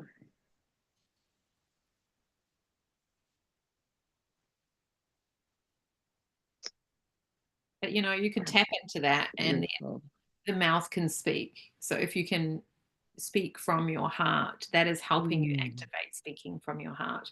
So if you can mm. do that practice, one or the other, or you might, think, okay, this week I'm going to engage, the I. Whenever I feel that I can consciously bring that in, sitting on your lunch break, going for a walk, you're a bushwalk, you're sitting, waiting for public transport or wherever you are, think, oh, okay, this is a good Mm, spot. I'm just going to engage my eye and in my heart, and I'm just going to look around at the scene around me and just see what you see and feel what you feel from that.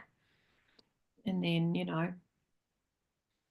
just experiment with using those interchangeably until you can embody all of them. And then that's when you can drop yourself down into your heart more, and then you can operate more from that space. And then that will eventually, if you can practice that over and over again, eventually that will just become your operating system. That'll become how you speak from your heart, and how you see from your heart, and how you hear everything around you through your heart. So the words that people say that might have triggered you in the past with your mhm, brain and with your ego, if you're hearing through your heart, then it's not going to be triggering you. And if you're mhm. breathing through your nose in in your heart, then you're going to be breathing lower. Eventually we want to breathe through our belly, even like down lower and lower, and dropping that down. But Yeah. igniting that all in the heart is, yeah. Once that can become your operating system, then yeah, and the heart expands. You can feel your heart chakra expand then, and fill up your whole chest cavity with that love. Mm. I do feel expansion. Like I dropped into that meditation, like I saw the most beautiful waves of colors just layering, like a genuine warmth. Mm. Like like I felt like my heart was smiling. Yeah. Yeah. Yeah.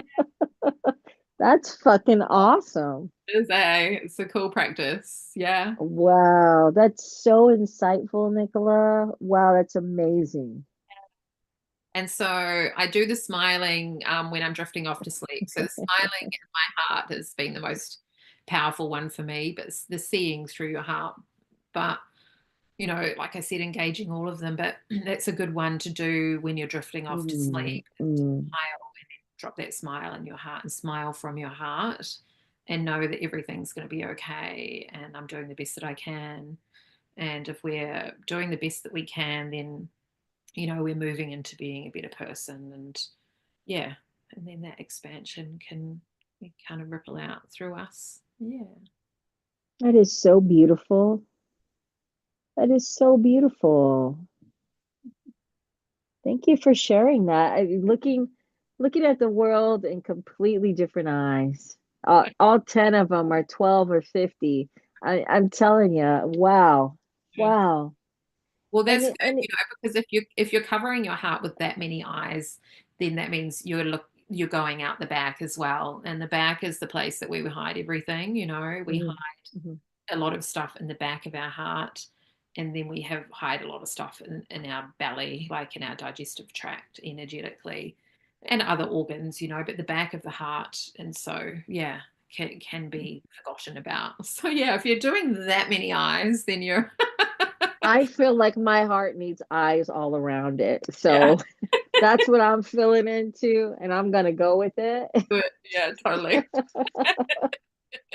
Why not, right? Totally.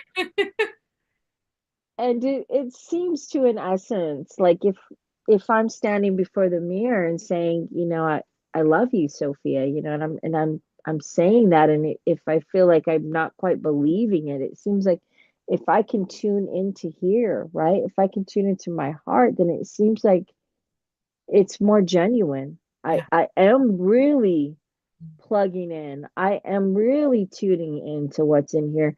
So I can see outward from what's in the heart and not all the bullshit, right? Not all the ego, not all the thoughts. Well, do you really? Judgment. Yeah. Or yeah, you're not looking so hot, right? All the shit that comes through the mind, right? Like I'm saying, all these distractions that keep us from here.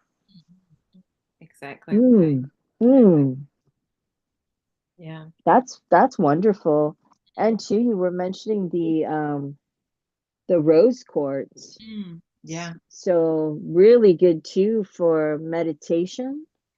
So if Yeah. you were sitting and doing a meditation and connecting in like that, um, also what I may do with some of the more calming crystals, because I had some really high energy crystals by my bed. I'm like, no wonder why I can't fucking sleep. Yeah, right. I've got Multivite and Falcon. I'm just like fucking going everywhere. I know. And rose quartz next to it, so it's, but what? Yeah. Yeah, even if you don't have it on you, just being like a couple feet and some of the high energy crystal structures are, I mean, it could be within a few feet from you. I have this smaller altar alongside my bed. And I mean, I'm like, I cannot sleep. And this is like high vibrational stuff. And I'm like, oh, I need to switch this around a little bit. So I'm like, that makes such a huge difference. So crystal quartz is really good too to have at your bedside, or I may even keep these in a small like satchel or wrap it in like a, I like to use bandanas. Bandanas are my go-to for like everything because I can just fold them in here Mm. or like even fold my cards in here, right? We were talking about sleeping with our tarot and put it under my pillow. And you can even put them under your pillow, but also in your pillowcase right to Oh the end. yeah. So you know that they're not going to fall down the back of the bed and crack or anything. They're going to be safe if they're in your pillowcase, but underneath and then wrapped up. So yeah, yeah, yeah, Freaking beautiful. yeah. Beautiful. You know, just finishing on a few points and wrapping up. But a friend of mine that I've met in the last few years, she has a farm and she has horses on the farm. And, she shared with me about the horses' heart frequency. And the reason why the horses are so healing is because their heart radiates about 10 times bigger than they are. Our heart radiates magnetic field like our auric field or torus field. So, with around us. Whereas a horse's heart is like boom, like 20 feet around it, or I don't know, it's massive. And so to step into that field, that's why they're so like kind of emotional animal. And I'm quite Wow.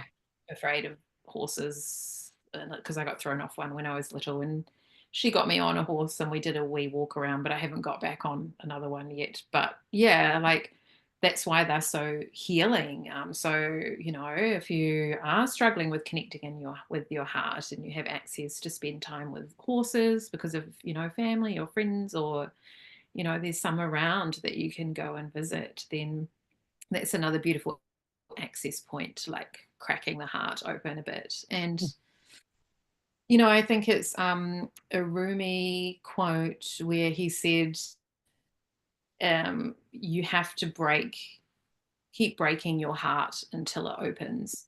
And so all of these things that we're going for in order to open your heart, and to allow that light to come out and that love, like when it needs to break. But Mm. in terms of it breaking, learning the lessons so we can find ourselves in our heart rather than breaking it and then closing it and breaking it and closing it and breaking it and closing it. We're constantly going into that cycle of, pushing things down. Mm. When it does break, allowing everything that to come out when your heart breaks to come out so that it can stay open, and then you have the capacity to love more rather than continuously closing it down. So yeah, it's a process of feeling into, yeah, that. That's beautiful. I mean, and I think too, like, how can you heal if you're not broken? Mm. Yeah, those gold streaks you're talking about earlier, like those gold veins. I'm covered in gold right now. I'm so covered in gold. Bring it. I welcome that Leo full moon sunlit energy. It sounds like we've got a lot of sun coming in, and so do you. A lot of warmth your way after the winter. I'm really happy to hear that. Yeah, it's so sunny here. We've had a really good last part of the summer. And February is usually better here. So we've probably had a week and a half, 2 weeks of just like good day after good day, and that's good for us. Oh, There's yeah. we're usually a few good days, then a few shitty days, and then a few good days, and then a few shitty weeks. So yeah, it's been boom, boom, boom, which has been amazing. Yeah. Let's keep the good days rolling, you Yeah, know? totally. Yeah, it's been like that for me too this week. It's been awesome. We had this recognition dinner for some of the work we're doing, and so that felt really nice. To be in a space where you're actually acknowledged for what you're doing. Not saying that you seek that, but I really started the week feeling the love. Yeah. Yeah, fucking great. Got Mhm. to hang out with some friends I haven't seen in a couple years. Last night in one of my favorite parts of the state, I got to see a really cool fucking band. Yeah. Um, Pentagram, Yeah. and Nicola's wearing pentagrams, and I I'm know. wearing some When I saw pentagrams. that, I was like, yeah, that's so fucking cool. Fuck yeah. I'm Yeah. still rocking it. And I'm gonna tell you, dude, I mean, and they've been doing it for over 50 years, and it seems like been to through hell and back, and they're still doing it. Yeah. You know, I actually had the pleasure of meeting Bobby, the Mm, lead singer, meeting the group, and it's like, dude, you're fucking rocking it, man. I mean, to see this man on stage and all his magic and bringing that magic and dance, I mean, fucking platforms, it would have been bell, I mean, just fucking badassery. You know what I'm saying? totally. And yeah, and the rock star life, there comes a lot of hard times with that, and still doing it, Mm, still wanting to do what he loves and perform and give back, and that's inspiring too. And it's taking those steps,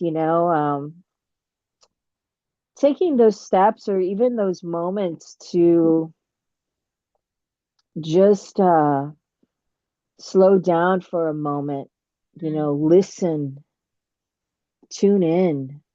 Um, I was reminded as we're talking about this closing, and not to leave on a sad note, because I don't believe that anyone dies. We continue to live on and grow and learn and continue with the journey. But I got to visit with a friend, somebody very close to me, somebody dear to me, um, who recently passed. Um, and I did get to spend some time with her before she left the earth. And mm, um, I was talking with her actually. I had asked her if I could ask her some real questions, as to what happened. And you were talking about a woman you had met that was sick and had been dealing with things. Well, she had been dealing with the sickness. She was diagnosed with cancer a couple years ago, and she fought a good fight, but she passed. Her body. She told me, Sophie, I'm tired, and she was at peace with it. And I had shared with her, what can you suggest, moving forward, like what can you share with me in my life, because the journey gets tough. mm, And she said, Sophie, you got to love yourself. mm, You got to take time to love yourself. mm.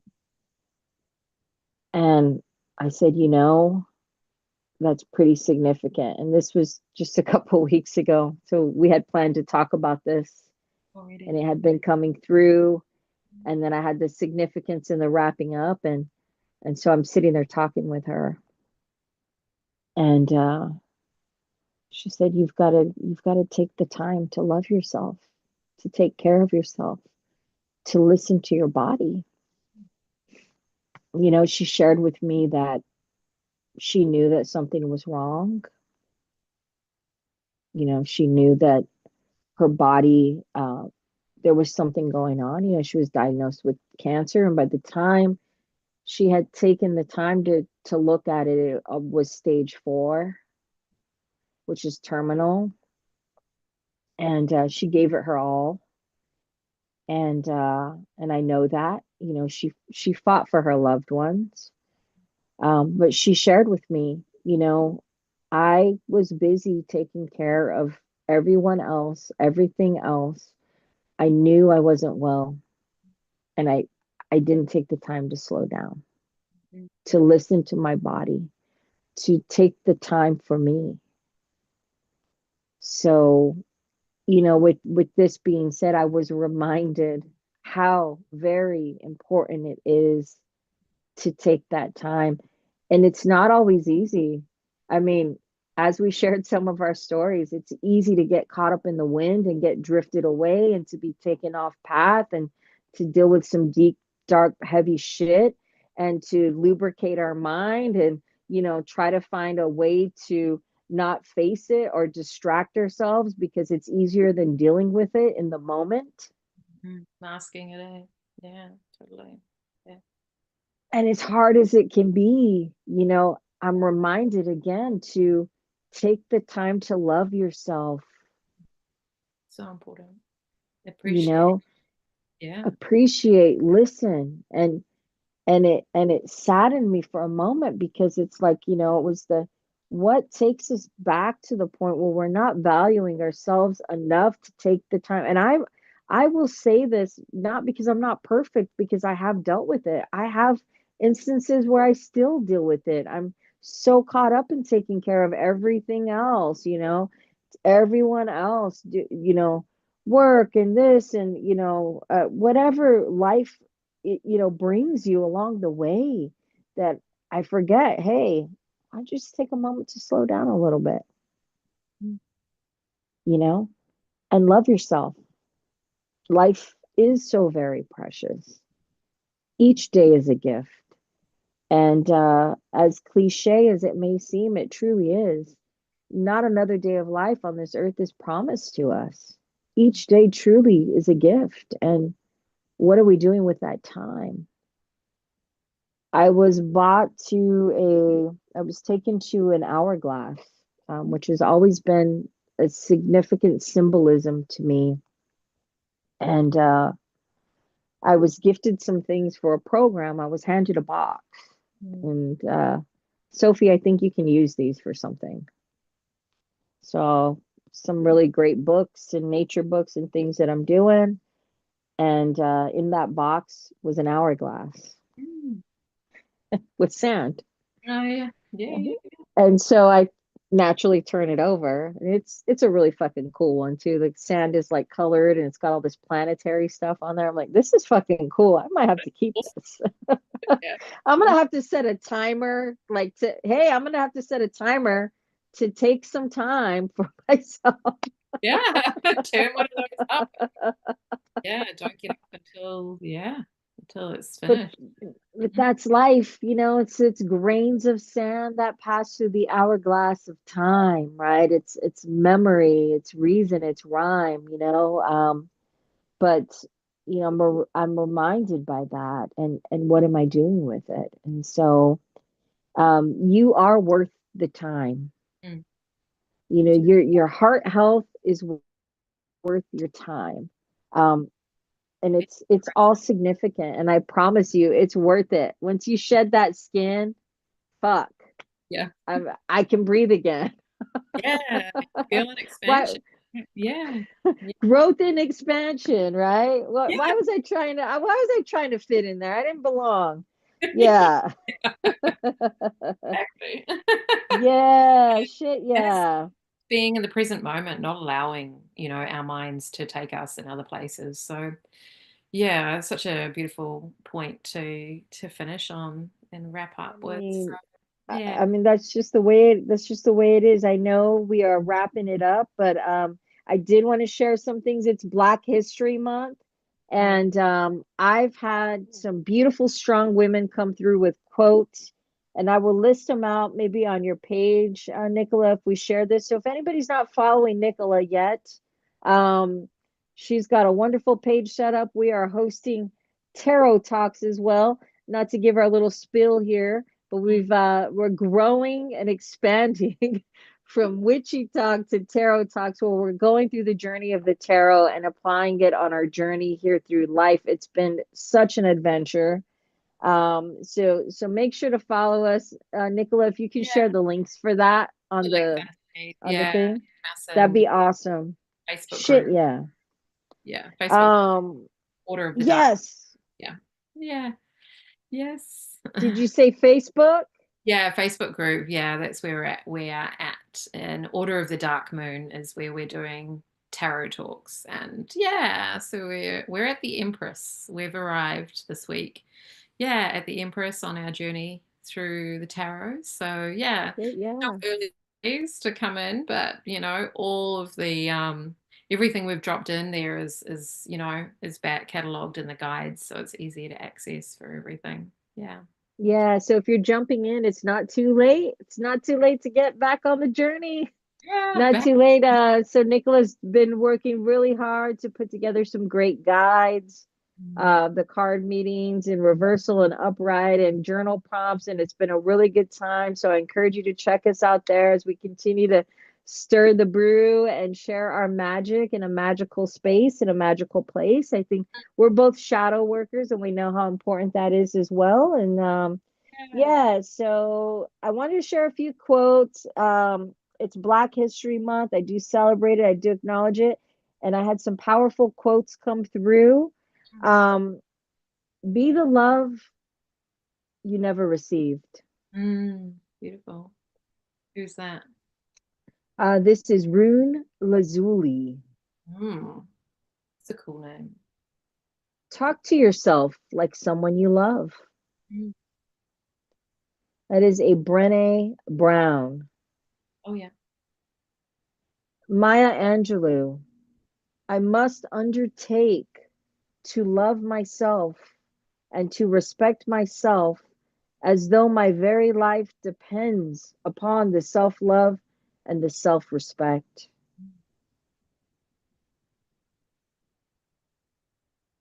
Be bold, be brave enough to be your true self.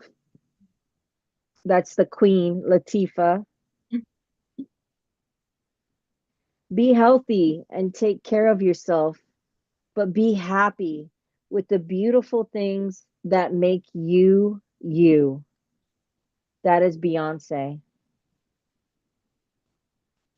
Self love has very little to do with how you feel about your outer self. It's about accepting all of yourself. That's Tyra Banks. Oprah Winfrey says, look inward. The loving begins with you. She goes on to say, the more you praise and celebrate your life, the more there is in life to celebrate.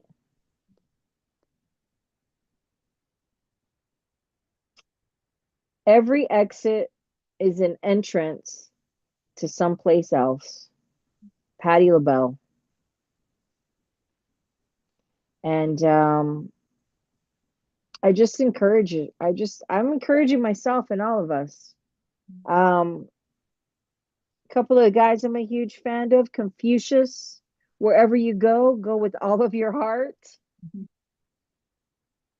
And Miss Yoko Ono saying, you change the world by being yourself. Mm, beautiful. Well, thank you for bringing those in. They're so powerful. Yeah, Yeah. we'll definitely drop those under the video, and yeah, so people can reference them. Thank you.